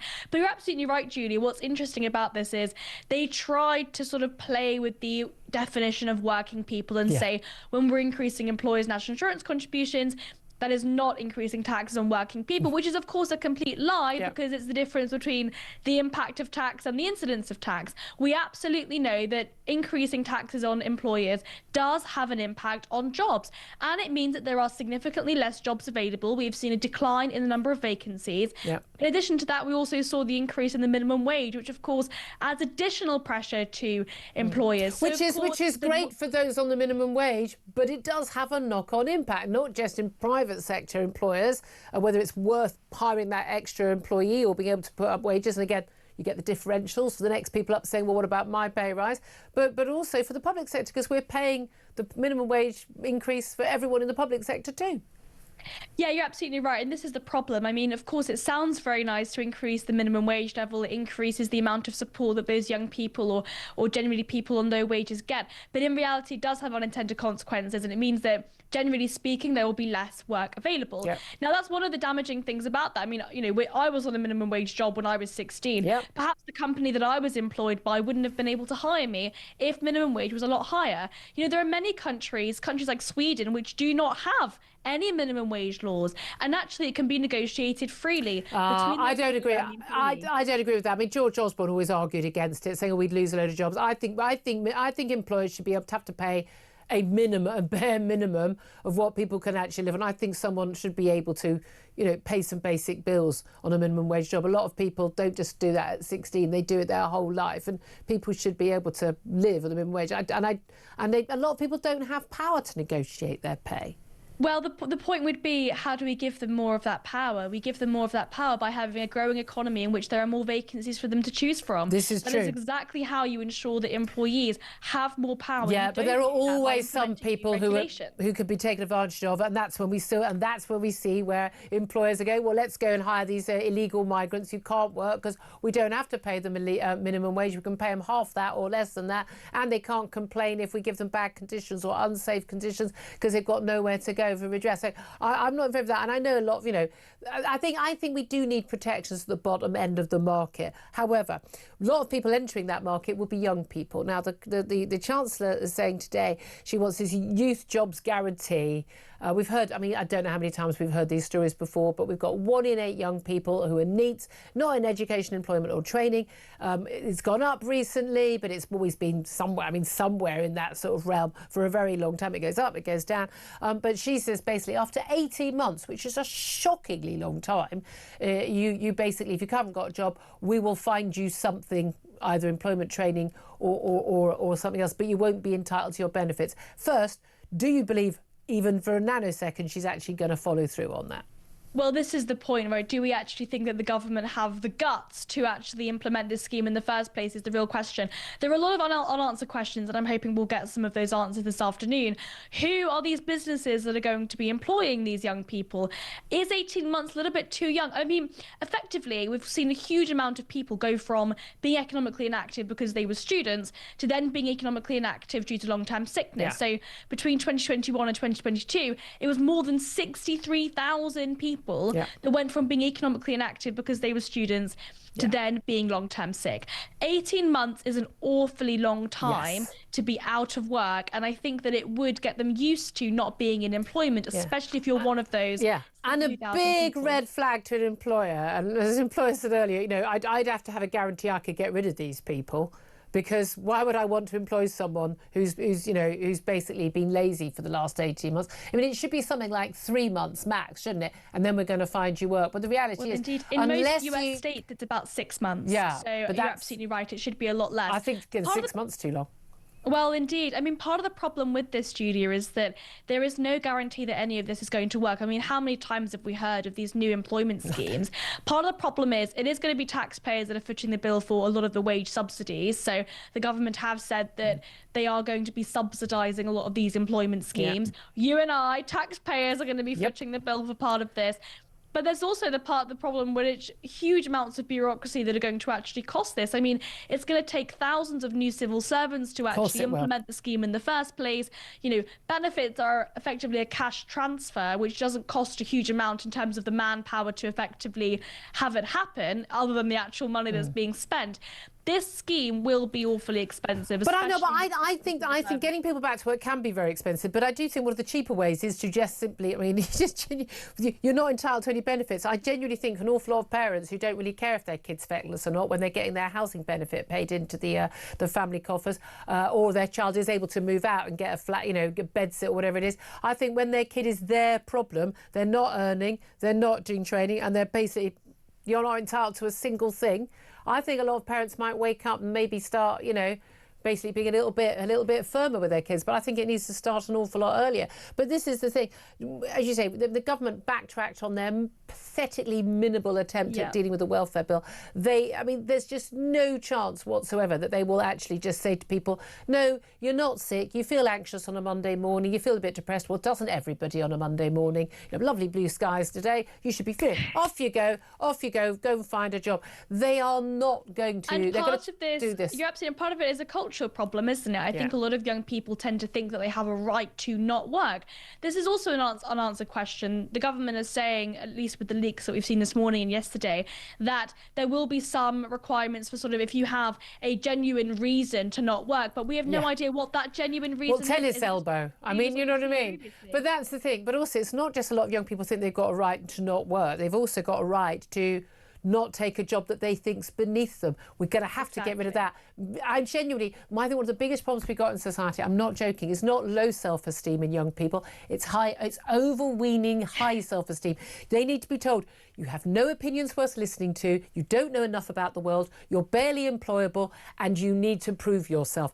Love you loads, but off you go. I genuinely think that would be a healthier thing to tell our young people. No offence if you're 18 and you think differently, but I'm still right.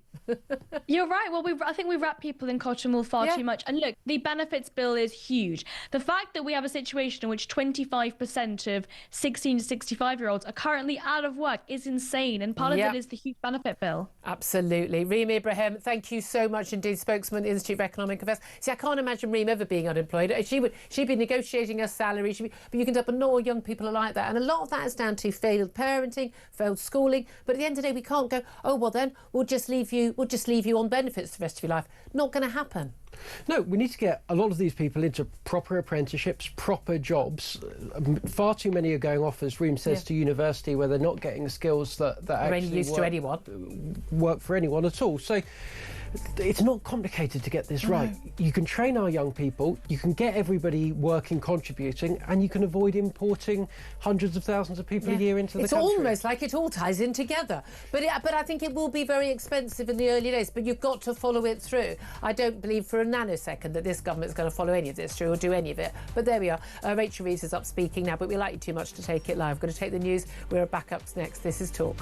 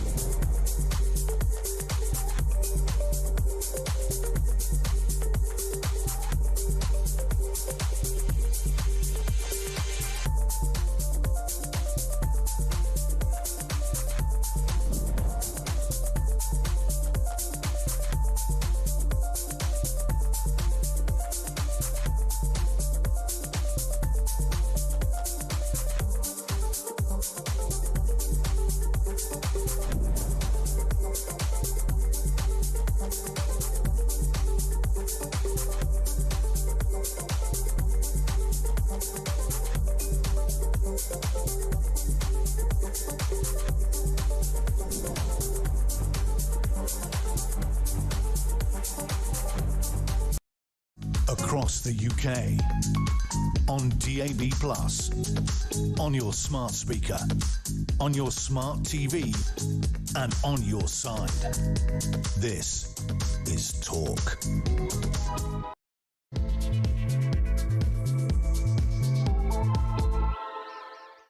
A very, very good afternoon to you. This is Talk, the home of common sense. Whether you're listening on DAB Plus radio, on your smart speaker, watching on YouTube, your connected device, it's great to have your company this afternoon with you all the way till 1 o'clock. An awful lot more to talk about. Don't forget, if you've missed any of the show, why would you want to do that, guys? You can go to my YouTube page, the Julia Hartley-Brewer Show. Hit subscribe and you never have to miss a thing.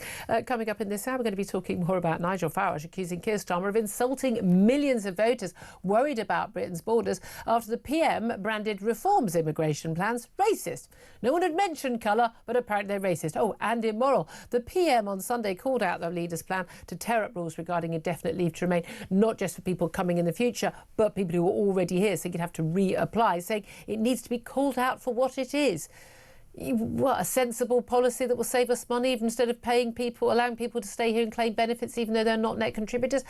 Policy I think an awful lot of people would agree with. Especially, I would have thought, the Home Secretary, Shabana Mahmood, who later today is declaring that migrants' right to settle in Britain will be dependent on them not claiming benefits, not committing crime, and being a benefit to society, which is, as far as I can tell, pretty much the same policy as reforms, except she doesn't want to backdate it. That's the bit that made it racist, apparently. I know, I'm as much of a loss as you are.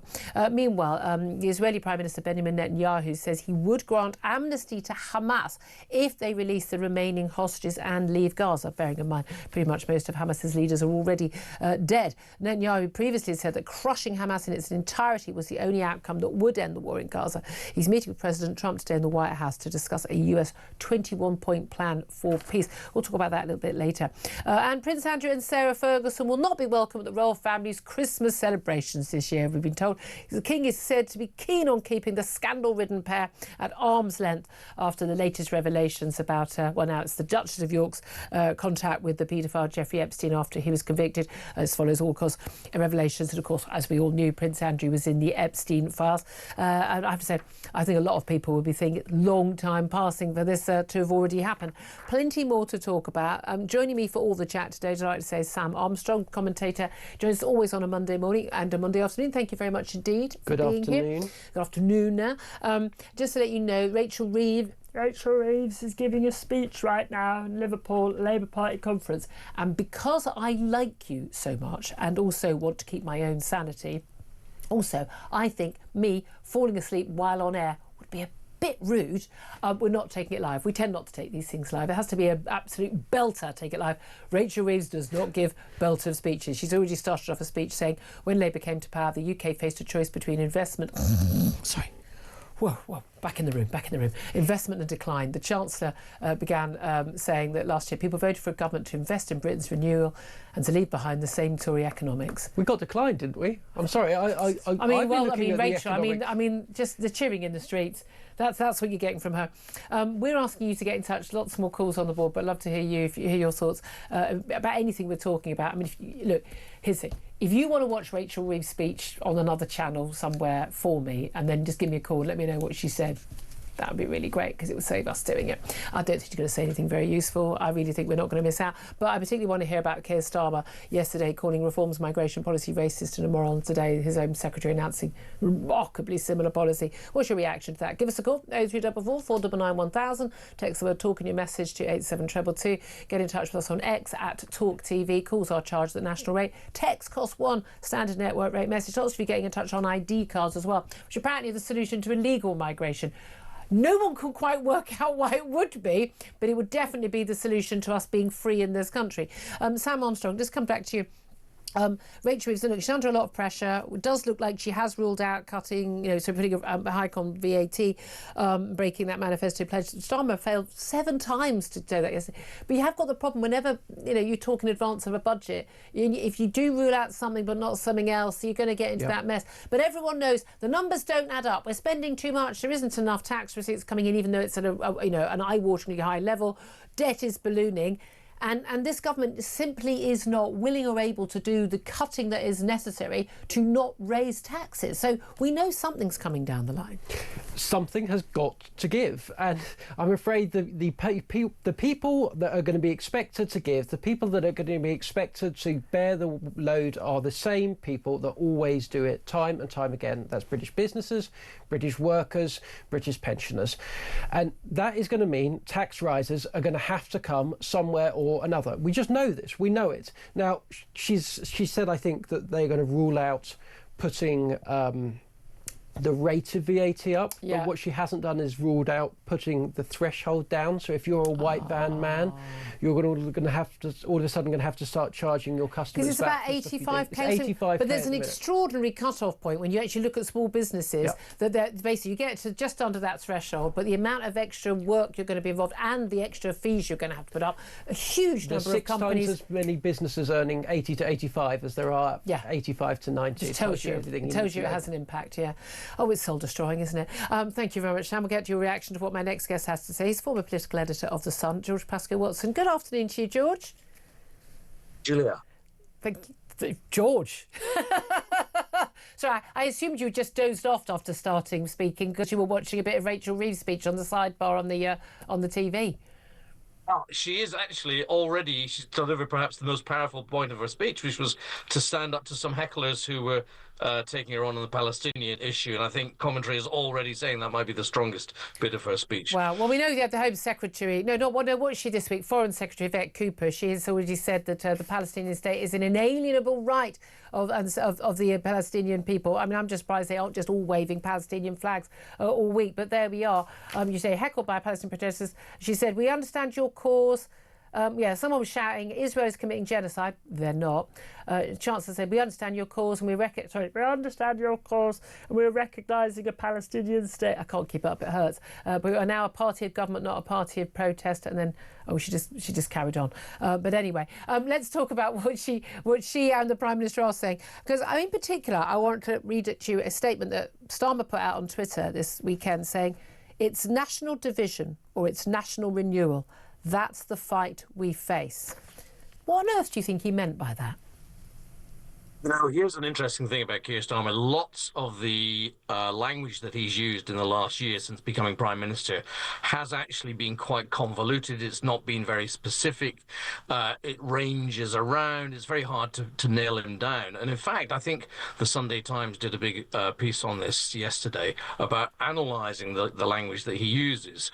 It's a problem for him. It's a problem for the Labour Party. It's a problem for the government because communications is so critical that if you can't nail somebody down and be very, very clear about what your vision is, then it's hard to pull people with you. Now, of course, he might argue that being broad and general allows him to keep as many people in a loose coalition together as possible, which, of course, is the other trick in modern politics today. But what it means is we end up, as you say yourself, what does he mean? And that's a big problem for him and the people around him. Yeah, I mean, no one knows what he stands for. No one knows what he's saying, even when he's just said it. He doesn't answer questions. I mean, he's an absolute disaster. We see this. He's the most unpopular Prime Minister since records began, basically. I mean, that's quite a feat after just 14 and a bit months. We've also got, Andy Burnham wandering around conferences, the king over the water. Eventually just come down from Manchester to Liverpool. I mean,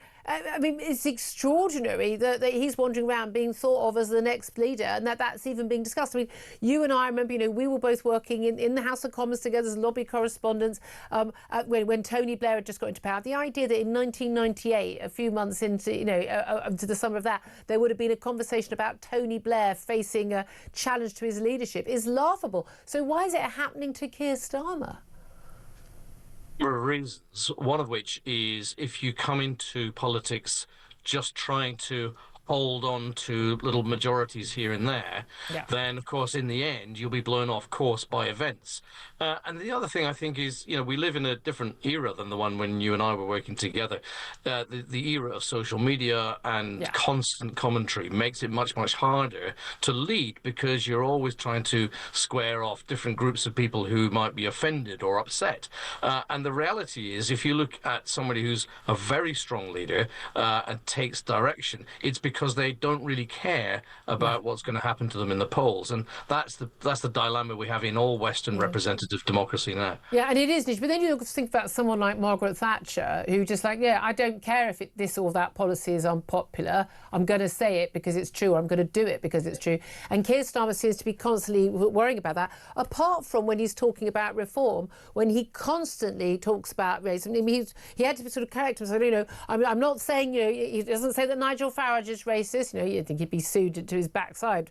He might lose his donkey field to that. But he, you know, he doesn't say that Reform voters are racist. Although, you know, if you carry your flag and you protest against things, you might be a bigot or racist. But he says that Reform's policy, their migrant policy in particular, in relation to those who come here legally but aren't net contributors and aren't really joining, you know, integrating in society, and that they should have to reapply, and that they shouldn't get indefinite leave to remain, even if they've already been given it, and should be deported.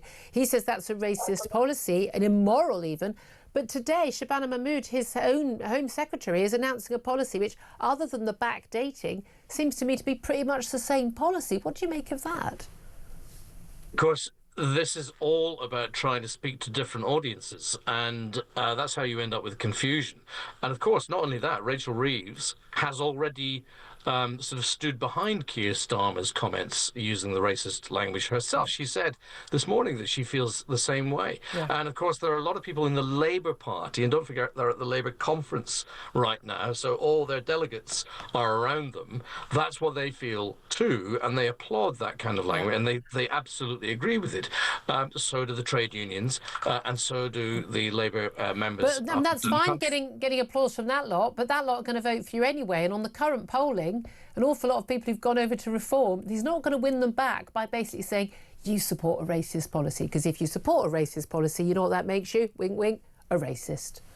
Well, here's the thing, Julia. It's not exactly as you put it, because the reality is the people in the hall, the people in the constituency parties, the trade unions, may not vote for Keir Starmer in a leadership election, should it come up, or any of the other people. And that's what they're actually worried about right now, is staying in power as this crisis begins to engulf them. And that's why they're making these comments. In a sense, they're not really trying to worry about outside the Liverpool conference. They're much more worried about their own survival, as you say. Yeah. They have Andy Burnham, they have others circling around because they feel that the Prime Minister may be wounded. So the Prime Minister has to look a bit at his own audience, as a media audience right now. Because when all this is happening, you think to yourself, who is running the country and what are they focusing on?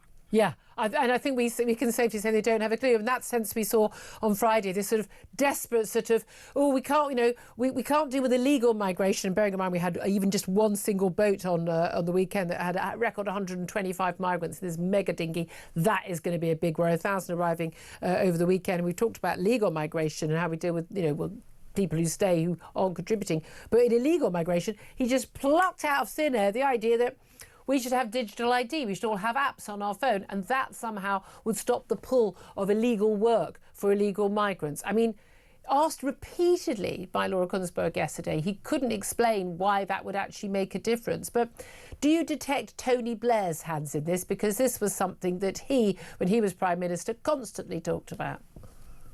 It was, and it's been an idea that's been around for a long time, kicked around and rejected. That's for very good reasons. What I do think, though, is that, you know, you've got to be fair to the Prime Minister. If you're asking him to take decisions and be bold, then at least let him have his decision and let's argue it out. Let's debate it out. Because I'd rather have somebody try to do something concrete than somebody just sort of pussyfooting around the corners. But he's not being bold by sort of saying we'll deal with illegal migration by making all legal British citizens be able to be tracked by their government in real time. I'm not sure what I genuinely can't even work out why even he thinks that would work. Well, you're absolutely right. The details of the policy don't seem to stack up in any logical way, and lots of people would agree with that. I think what I'm trying to say, though, is at least he is trying something radical or talking about something radical. I'd rather have the debate than pretend there's no problem. There is definitely a problem. And, you know, you look at the other announcements that Rachel Reeves and others are making this week, it sounds good on paper to deny people benefits if they have been out of work for 18 months, to make sure that they actually have to be contributing and all the rest of it. That sounds great. But for that to happen, if they're going to take paid work, you need businesses to step up and offer that paid work. And of course, businesses are right now being squeezed by the extra taxes and costs of doing business. And they're not in a fit state to come forward and offer this kind of opportunity. And they don't want to take on, we had a caller earlier, they don't want to take on some sort of feckless youth who's got no work ethic and doesn't want to be there and isn't going to try. And they're worried that these new employment rights that Angela Rayner was busy with before she got, had to resign, that actually they wouldn't be able to get rid of this person. They'd be stuck with them.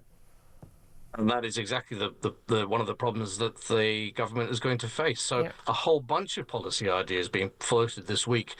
All of them sound brilliant if they came to fruition, apart from your ID cards one. But the question is, does this government have the authority and the ability to turn those policies into activity and action on the ground? And it's very, very debatable whether they do. And it is extraordinary that they have got a majority of, a working majority was 161 and is only not even 15 months into being in power and has completely lost all authority. It's quite extraordinary. How damaging do you think all the, the free gear care stuff, the free glasses from Lord Ali and the free suits and his wife's frocks and the football tickets and all of that, and the damaging stuff about Angela Rayner and her hypocrisy over the stamp duty that she was due to pay and didn't pay, and then we've got Keir Starmer and this allegations about this donkey field, sheltering £320,000 in a field basically he bought for 20k about 20 years ago, because we all have a spare 20k to buy a donkey field for his disabled, very elderly mother. Loving gift from his son who was earning good money, and then it all appears to have been wrapped up in a trust, or was it? Dodging questions from the Sunday Times for weeks and weeks and weeks on end, and then having to tackle it on the BBC in an interview yesterday. How damaging do you think any of that is, given that no one's accusing him of breaking the law, but they are saying he's out of touch and he's a hypocrite because he would definitely criticise someone else for doing what he himself has done? I know you'd like me to say, I think it's damaging in the moment. I think long term, people have very short memories, and there's so many things going on in the world that people won't remember the detail. But what is a problem is if you are trying to run a government in this super complex, fast moving world where there are huge risks and huge challenges, then it's a huge distraction to you as an individual and to the team around you, because you're trying to firefight the whole time. And it's very, very hard to do that and keep an eye on the big prize and the big picture. And that's the thing that your viewers and listeners care about, is who is actually running this country with the debt that we've got and the challenges that we face around the world at this time. And I'd much rather they were not having to deal with that kind of stuff. But short term, sure, it's a problem. Long term, I think people forget. Yeah. Although it's lots of it's quite complicated, but we know that the free gear care that definitely stuck with a lot of people. And something about a donkey. I mean, no one, why is he buying a donkey field? A lot of people might say. Just finally, I must ask you. Now, you were a political editor. You counted them in, you counted them out. You dealt with a lot of better prime ministers than certainly Keir Starmer is turning out to be. I know you also now advise big clients on terms of a lot of their. Not just lobbying, but their PR and things as well. If you were going to give a bit of free advice to this government, to Keir Starmer in particular, what would you tell him to do? Most important thing is to take a very, very clear opinion about what it is you want to achieve as the Prime Minister, put in place the policies and the mechanics to make sure that happens, and go out and communicate about that, and not be sidetracked by all the rest of the stuff. Big idea, big picture, give some vision and go after it. Yeah, he'd need to have the big idea. He'd need to have the competence to be able to make it happen then. And I don't think he has either of those, though. That's the problem. One of the challenges, if you get into power by sort of constantly juggling plates, balls and spinning plates, is you don't really have a very strong team around you. You mentioned Tony Blair earlier on, and Tony Blair had a phenomenal team around him. Now, Keir Starmer is latterly, in the last few weeks, beginning to take steps to put good people around him. That's what the changes mean. And hopefully for him and for the country, those people will begin to sort things out. But it's a challenge, there's no question about it. And you need a Prime Minister who really believes in a big idea, and that's the question. I think that's the key, isn't it? George Pascoe Watson, great to talk to you, former political editor of The Sun. Thank you very much indeed. That's a bit of free advice for you there, Mr Prime Minister. You'd pay a lot of money for that, by the way. Seems really obvious, though, doesn't it, Sam Armstrong? But this is the fundamental thing. Keir Starmer doesn't have a big idea. I get the very strong impression he doesn't really believe in anything or know what he wants to do. He just wanted to have a CV, but he wanted to be Prime Minister. He wanted to be barrister, director of public prosecutions, and then he wanted to be Prime Minister. And lots of people told him he'd be a great Labour leader and a great Prime Minister. He believed the publicity. It turns out he's really not very good at it. But I don't mind having someone who doesn't have a vision, as long as they're just really good at competence and managing what they do. But he doesn't appear to be good at either. Well, the trouble about running an organisation, any big organisation, without a mission, without a purpose, and this government is an organisation without a mission or a purpose, is they begin to tear each other apart. Because, you know, you look at, for example, the Church of England or something, an organisation that's lost its way, lost its mission, doesn't know what it's about anymore. They spend their entire time attacking one another, having big rows, because that's what happens if you're sort of drifting in the you're not wind. all on the same page. This is what we're going to do. We're going to get the country back to work, sort out the economy. The original sin of the Starmer project was they never knew why they were doing it. They just weren't Jeremy Corbyn. They weren't Jeremy Corbyn, and they wanted to win. They were in favour of them winning and the other guys losing. Yeah, well, there's a lot to be said for winning, but again, what's the point of winning? Where are you on the donkey field? Do you know, how big a story is it or not? I couldn't give a monkey's. Couldn't give a donkey. Couldn't give a donkey. My problem with Keir Starmer is that he is tinkering around while the Titanic of this country is perilously sinking because of migration, because of low growth, because of danger on the world scene, and he is doing absolutely nothing. Look, with this donkey field, he spent a load of money buying his mother a field for a donkey 20 years ago. Good for him. He got the field back when she died. Fine, good for him. To be honest, I can't work out why he would have had to pay tax on that anyway. It was a field, he bought it, all the rest of it. The problem it's very complicated. The problem with this man is he's seriously unfit to be Prime Minister, and I want to keep focused on that. I want to keep focused on getting him out of office, because, as I say, the real story today is that it looks increasingly likely that he's going to break his promise to the public on the economy. And I completely accept that. And Rachel Reeves is saying, you know, various things about, like, she wants to put laws in place to put economic security first. I mean, how do you do? I mean, who knows? Don't you, Julia? Don't you? I want to put laws in place to secure economic stability. Wouldn't that be great? No, but going back to the donkey field, genuinely. Yes. There's a whole thing. So he bought it for 20 grand back in 1996, and he says he gave it to his parents, and it was his mother, who was disabled and elderly, so she was very ill, and she wanted to be able to see donkeys in the field. That's lovely. 3 years ago, he sold the field and a small plot of adjacent land that belonged to his father for 320 grand. And basically that he paid 52 grand in capital gains tax on it. But there's a whole thing where he told the parliamentary commissioner for standards he bought that land originally for his parents, and he immediately gifted the land into them, but he didn't transfer the legal title. Now that means that the Sunday Times said that means he must have set up a trust to own the land. He has denied that he set up a trust to own the land, but for weeks and weeks and weeks he has failed to answer the questions which were asked by the Sunday Times perfectly legitimately about this. There was nothing to see. He could have explained what it was, couldn't he? Could he not? But he didn't, and now he's gone on telly. But do you think anyone cares? Or does this tie into the whole, you know, do as I say, not as I actually do? And you've got people like, you know, Angela Rayner, same thing. Angela Rayner was Deputy Prime Minister, and there she was, not paying the full stamp duty on a property, putting money in trust for her son after horrific NHS negligence, and that's her personal business. But, you know, that all emerged. But nevertheless, whether deliberate or not, avoiding paying the full tax on what was due. The reality is the public have basically made up their mind on Starmer. Yeah, they have, haven't they? So it doesn't make any difference. It doesn't make much difference. They think he's a bit preachy, a bit weak. He's all right. He's broadly competent, but he doesn't believe in anything. He's just kind of there. He's cotton wool in the wind. He's just sort of blancmange in Brill cream, isn't he? Yeah, and this story is not going to change people's minds. The one thing Starmer could do to change their minds is do something about the boats. Do something about the state of British high streets, do any of these things. He won't do it because he's He's not in hoc to a mad bunch of Labour backbenchers. This stuff is perfectly doable, but what you need a government, and and again, a lot of us got our hopes in reform on this. I know you're a Tory, but whatever happens after the next election, literally, you've got to have a very clear plan. You've got to have laid it out. So you have that. This is what we're going to do. Some taxes are going to go up, some taxes are going to go down, whatever. But you need to make it really, really clear. So you've got that mandate, and so that's the deal, guys. It's going to be a very tough job, but it's not beyond us. And this country is a brilliant country, and it's not brilliant at the moment, and it can be great again. But we're going to have to do the work. But it's going to mean everyone on board, including all those feckless 18, 19, 20-year-olds who don't work. Anyway, 12:26 is the time. Love to hear your thoughts on all the stories we're talking about. Get in touch. 0344 499 1000. This is Talk.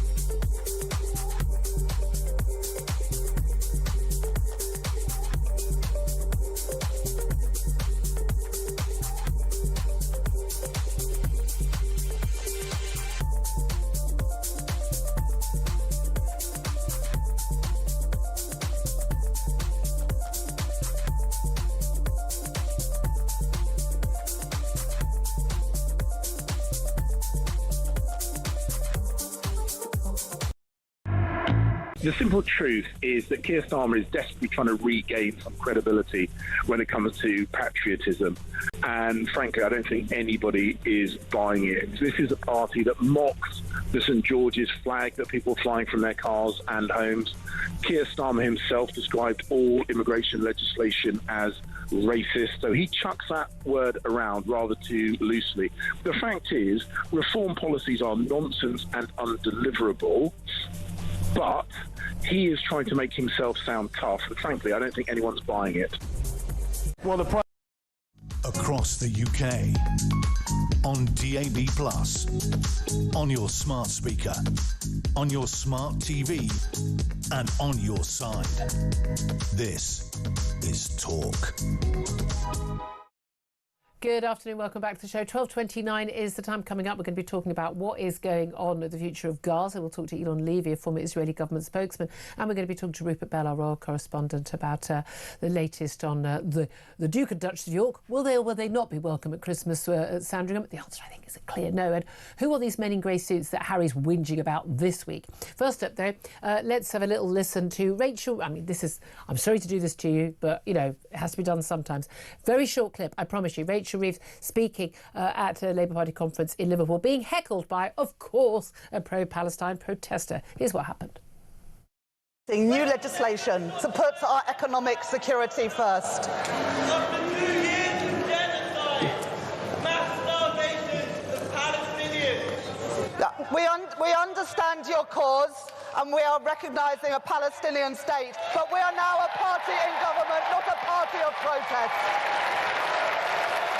I'm proud to stand here as your Chancellor, the Chancellor that's increased the minimum wage, a Chancellor that is introducing free breakfast clubs and free school meals, a Chancellor that's overseen 5 cuts to interest demonstrate. That's the difference we make, and that is the difference we make in power, not through protest. Our party has changed, and that is why I am standing here, proud to be your Chancellor of the Exchequer. Oh, it stopped. Make it just no. Again, why are you standing up and heckling the Chancellor? That they've just recognised the Palestinian state while there are 20 people still being held, tortured and enslaved in Hamas's tunnels under Gaza, and then shouting on about mass starvation and genocide for the last years. I mean, for a start, you don't know with words what mass starvation or genocide actually mean. You're an idiot. Come and protest in here and I'll put you right. But Sam Armstrong, I mean, they were lapping it up, though, weren't they? They were lapping it up. They're not a party of protest, we're a party of government. Labour figures are saying on Twitter that was the best moment of her speech. Well, if that was the best of it, I don't want to watch the rest of it, if I'm honest. This is why we don't do this stuff live. Can you imagine? Nobody would be listening to us still. It would be gone. I mean, genuinely, it would just be like, you may as well just have dead air. Absolutely. Now, let's go to your calls, because let's keep sane people on the air. Michael is on the line in Birmingham, wants to have his say on what Keir Starmer had to say. I mean, no doubt, even supported by all of his comrades in the cabinet about reforms migrant policy being racist. Good afternoon to you, Michael. Hi there. Hello. What do you want to say, my love? Okay. Look, I disagree with your guest in a friendly way. No, keep Starmer there. It's like, if you support a football team and the rivals have got a bad manager, you want to keep that manager there. Absolutely. Just let him shoot himself in the foot. Let himself score own goal after own goal. And his latest own goal is going back to the donkey field, right? I mean, look, I tell you what, all of this lot, Rayner and him and various other people, for so-called socialists, they ain't bad capitalists, are they? They know how to do a good deal when it lines their pockets. But it doesn't matter. I don't mind if it's legal. I mean, again, you buy a packet of duty-free fags or some perfume at duty-free, you're avoiding tax, but it's legal. Well, my view on it, Julia, is this: I mean, I used to be a Labour Party member and a Labour Party voter and all that sort of thing. And I remember when the people that ran it were kind of like postal workers, dockers, and goodness knows what. These champagne socialists, there is a higher principle you have to be on its way. But look, I'm not against anybody having wealth, but be a Tory. Labour. No, I don't think Labour has ever been about people being poor. It's about equal. The theory was equal opportunity to make a good life for yourself. But they're living the Tory lifestyle they supposedly hate, and also you can't read the room. 20 grand a year is nothing. I did some research. 34% of people in this country have less than a grand in savings. Yeah. And he's talking about 20 grand 30 years ago. 30 years, well, no, 20 years ago. Yeah, but his thing is, I was earning, I was earning a lot of money then. I mean, he wasn't, and he still is. All fair points, Michael. Thank you very much. Much appreciate that. Talking of, North London lawyers, David is in North London, wants to have his say on digital ID. Good afternoon to you, David. Hello, Julia. Lovely to speak to you. First thing I would just say is I think Rachel Reeves and the rest of them, my cringe glands explode, and they all just need to. They all just sound like they need to blow their nose. But anyway, I just think with Keir Starmer and digital IDs and just the whole package, I would also remind people that he defined a working person as someone who couldn't just write a cheque when they're in trouble, but he can write a £20,000 cheque like nothing. So he's clearly not a working person. But anyway, on the digital ID thing, the flaws with it really are really funny, because if I turn up as a migrant from another country and I get told, no, you don't have a digital ID, you can't access stuff, and I say, okay, and then I go to the NHS, which is supposedly free at the point of use, they won't turn me away, so I'll still get access to the NHS, so the digital ID doesn't really do anything there. Second, to sign up to the digital ID, you have to prove your identity, which means they'll ask me for a piece of ID. But then they'll tell me after that ID is not good enough, which means that the digital ID is flawed in principle anyway. And then the other really interesting point is I think this is in my opinion at least, the worrying bit, is the UK and the US, which have traditionally been free countries. We've always said that everything is free. Like you have the freedom to do anything, and we're free countries.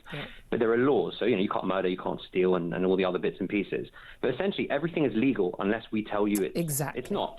The difference is what they're doing here is they're turning freedoms into privileges, and essentially they're essentially saying, well, like the EU, when people are talking about the ECHR and us leaving that and how it will remove our freedoms, it doesn't. It just removes legislation that they're legislating that we're allowed to be free, but we're allowed to be free anyway. Absolutely. They're supposed to legislate to give us the boundaries to obviously, stay within all the various, laws around all sorts of things. Yeah, but also crucially, it's the idea that our freedoms were given to us by the state. No, they weren't. We took them. They're ours already. We allow the state to govern us through our, through our votes. And, it's got it completely, the wrong way around in terms of the relationship between the individual and the state. That's because they think they know better than us, David. Fantastic call. Both calls great. All the calls today, as always, fantastic. Thank you so much. Going to take a quick break right now. Then we're going to be talking about what is going to be going on in the White House today when Benjamin Netanyahu meets with Donald Trump to talk about this Gaza peace plan. And are we seeing big concessions from Netanyahu? This is Talk.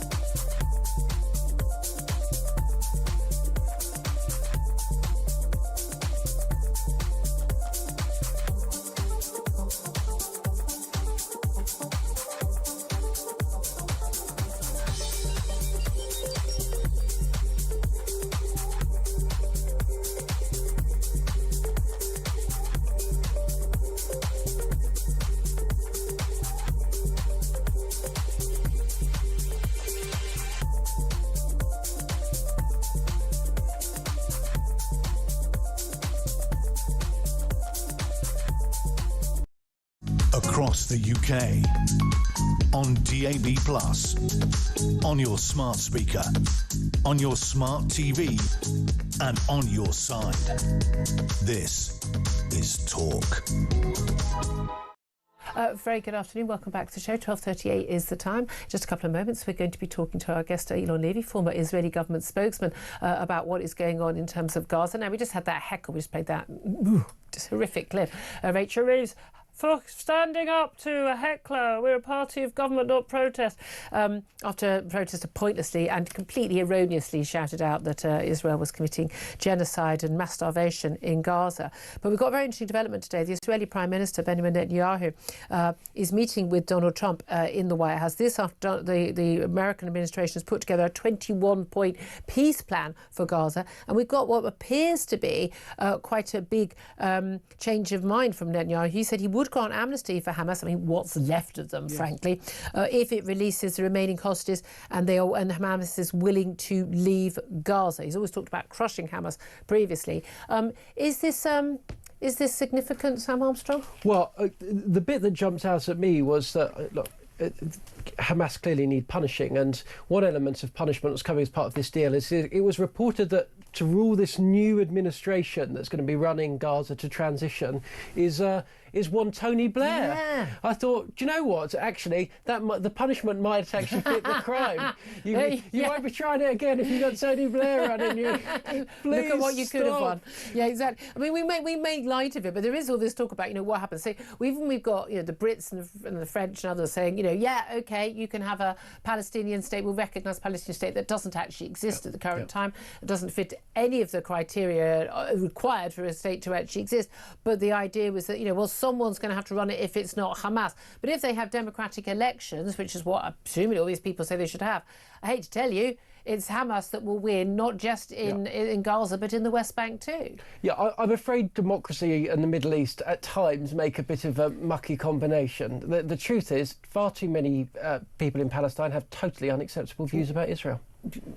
Full stop. They don't believe it should exist, for starters. Yes, exactly. And Jews, and us in the West. I hate to tell you, everybody, we're next on the list. Well, let's talk about this with Elon Levy, who joins us now, former Israeli government spokesman, also now host of Israel, the State of a Nation podcast. A very good afternoon to you, Elon.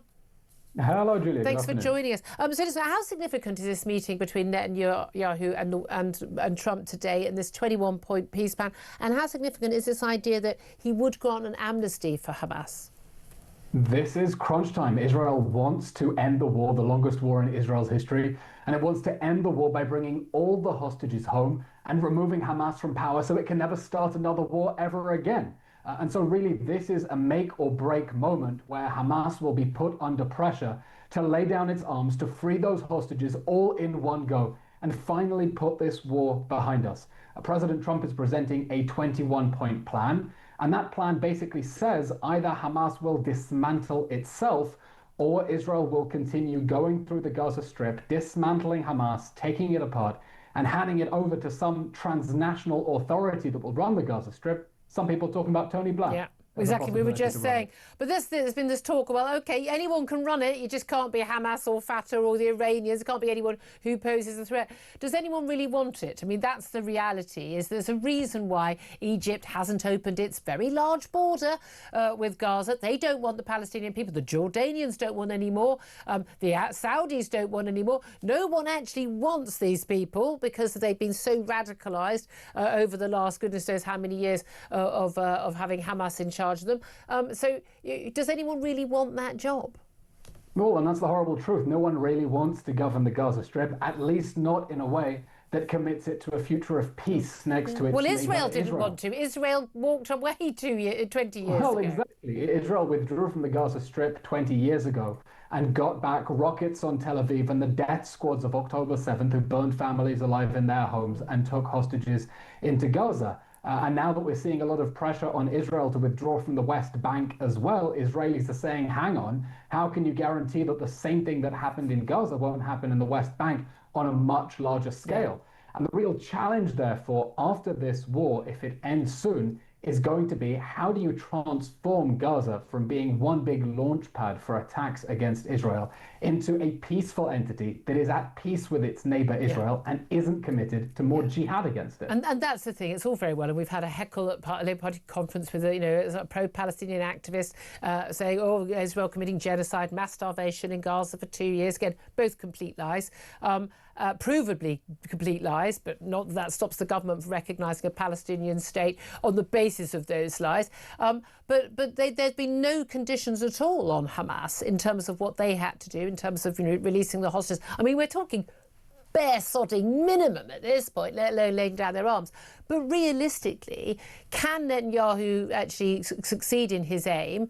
And we've given that there's quite a lot of criticism even from leaders of the IDF and many even in his own government, succeed in his aim of completely destroying Hamas. He's taken out pretty much all the leadership in Gaza. He's taken out the leadership in Qatar. He's taken out the people who've been funding it in lots of ways and their ability to arm them in Iran. He's taken out, Hezbollah's, a lot of their rockets and their leadership. Realistically, has he kind of achieved all he can achieve other than getting the hostages out? And now is crunch time for the world to tell Hamas it's game over. You have to lay down your arms, free the hostages, and end this war. The tragedy is that international pressure on Israel to end the war is giving Hamas every incentive to continue the war. Yeah. I mean, Hamas's leaders are calling the recognition of a non-existent Palestinian state a fruit of October 7th. They're doubling down. Razi Ahmed told CNN this weekend that the condemnation of Israel is one of the benefits of October 7th. Yeah. Hamas feels that it's vindicated. And that's why now what we need to see is pressure on Hamas's state sponsors. Chief among them, Qatar. Yeah. Julia, Qatar is the biggest landowner in London. It owns more land than the Crown. It owns the Shard. It has a massive share in Sainsbury's and in Heathrow Airport as well, and Claridge's. We need pressure on them, on the Islamist dictatorship, backing Hamas to tell it the whole world is saying you have to let go. This war has to end. It is absolutely extraordinary that, we've got America and the world was happy to go into Afghanistan for sheltering of the Al-Qaeda network and Osama bin Laden when they launched the 9/11 attack on New York and the Pentagon. But we're happy to just play nicey with the Qataris as they've been harbouring the leaders of Hamas who launched that attack on our only democratic ally in the Middle East of Israel. And again, you and I have discussed this many times. It is extraordinary that these, whether it's Keir Starmer or Macron or anyone else, all these people who are telling the Israelis they need to live side by side with people who have vowed to completely and utterly annihilate them, and who has celebrated the not just a terror attack, but the most vile, foul invasion and I mean rape, murder, mutilation, the most horrific events on October the 7th, which some people are still denying, despite all of the evidence that it happened. And someone who's been to those sites, my God, it's very clear it happened. But the West is still requiring that Israel does something which no other government in the world would ever agree to do.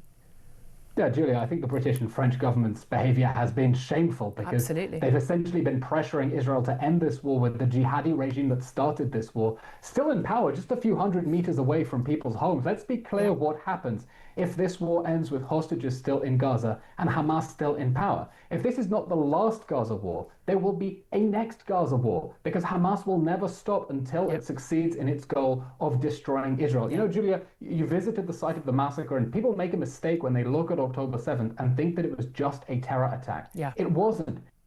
It was the opening shot of what was meant to be a regional war of annihilation against Israel with all of Iran's proxies. Hezbollah from Lebanon, the Houthis from Yemen, the Iranian regime itself. And Hamas mistimed it, it failed. But that is what Hamas was planning on October 7th. Let's not ignore that reality. Attack. What did you make, just finally, of the speech that your Prime Minister Benjamin Netanyahu gave at the UN? And we had this very sort of, staged walkout. Loads of people went into that UN Assembly Hall who wouldn't normally be there, so they could very openly leave. And, oh, look, he's the genocidal leader of Israel and we're all walking out because we're so moral. What did you make of that, given that they don't seem to feel that way about pretty much any of the genuinely genocidal dictators who they happily sit and listen to and applaud? Yeah, let's remember, most countries in the United Nations are not democracies. Most of them are autocracies, dictatorships of one form or another. And I think we all make a mistake when we attach any moral authority to the United Nations. I saw that many diplomats from mostly Islamic nations walked out of Netanyahu's speech. It didn't impress me. It's something they do every single year. And they did it where the United Nations, which is meant to be a place where we actually sit and listen to alternative points of view and to other world leaders and try to solve things through dialogue. And so walking out in this sort of petulant hissy fit is not only rude, it just undermines the values of the United Nations that they claim to support. Frankly, it's pathetic. I couldn't agree with you more. Ilon Levy, great to talk to you, former Israeli government spokesman, host of Israel State of a Nation podcast. 12:48 is the time. Going to take a quick break, and then we're going to be talking about, if you think the United Nations is difficult, imagine being in the royal family. Will the Duke and Duchess of York be allowed to go to family Christmas at Sandringham this year? Seems not. And who are these grey men in suits, or men in grey suits, that Prince Harry claims are stopping him reuniting with his father? We'll talk about that with Rupert Bell. This is Talk.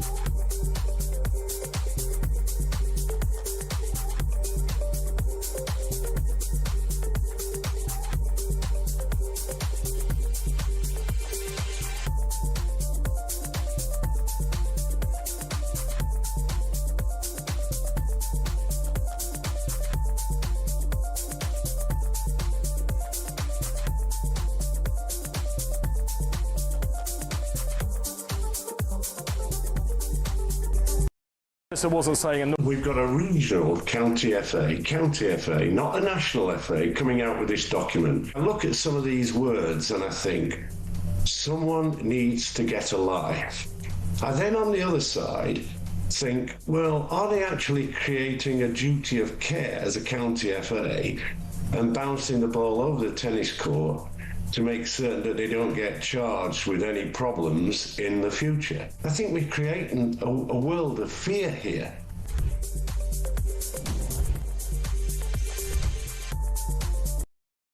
Across the UK, on DAB+, on your smart speaker, on your smart TV, and on your side. This is Talk. This is Talk, the Home of Common Sense. 12:52 is the time. Sam Armstrong is still with me. I'm Julia Hartley-Brewer. Sam, I just want to clarify, is it ever very complicated at Christmas to decide who comes in the family to Christmas or not to Christmas? Well, I know I'm the last to know. That's the thing. I definitely get that feeling that you're just told where to turn up on the day. People tell me where to turn up, and if I don't, sometimes I think that I wouldn't even mind. Oh, that's so harsh. Well, I wonder with the royals, it seems to be very, very, very complicated. But it does appear that the king is taking advantage of the opportunity to get his younger brother, he clearly doesn't like, Prince Andrew, out of the way when it comes to Christmas at Sandringham. He and his wife apparently not going to be welcomed anymore, all to do with the relationship with Jeffrey Epstein. Let's talk about this with Rupert Bell, Talk's royal correspondent. Afternoon to you, Rupert. Well, morning from New York again. It's the morning after the night before. Well, I want to talk to you about the Ryder Cup. We'll come to that. Let's get through this royal nonsense quickly and get to the Ryder Cup. But is this the king saying, look, it's just not right for Prince Andrew and Sarah Ferguson, given this long contract with Jeffrey Epstein, to be seen in the royal family, with the royal family walking to church on Christmas Day and all that stuff? Or is this, frankly, King Charles thinking, brilliant, I finally got an excuse to get this man out of my life? I don't think they want them photographed with members of the royal family. We saw what happened at the Duchess of Kent's funeral.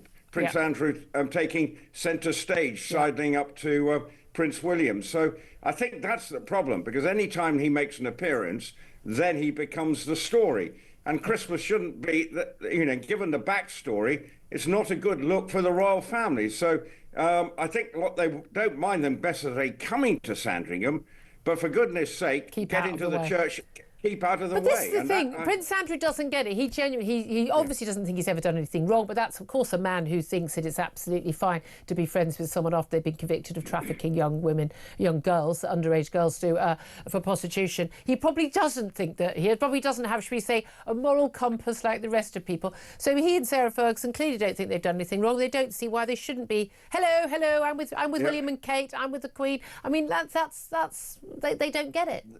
They just don't get it. And obviously Sarah, the Duchess of York, has had headlines again, and she's lost so many charities that she was patron of. Her life has unravelled. So I think for Prince Andrew, he's now got to see himself as a prisoner in this 30-room royal lodge. Let me just get my tiny little violin out. Well, Prince Harry, we don't expect to be turning up for Christmas. I think every family has got one of those couples where we don't want her to turn up.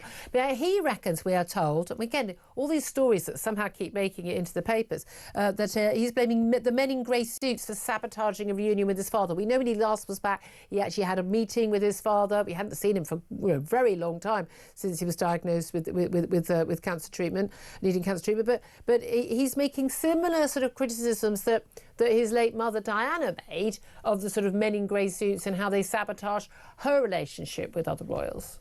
Well, the problem is this meeting with his father, they didn't want, that is the royal family, any details to come out, because people behind the scenes are saying, right, let's try and engineer a more normal relationship between father and son.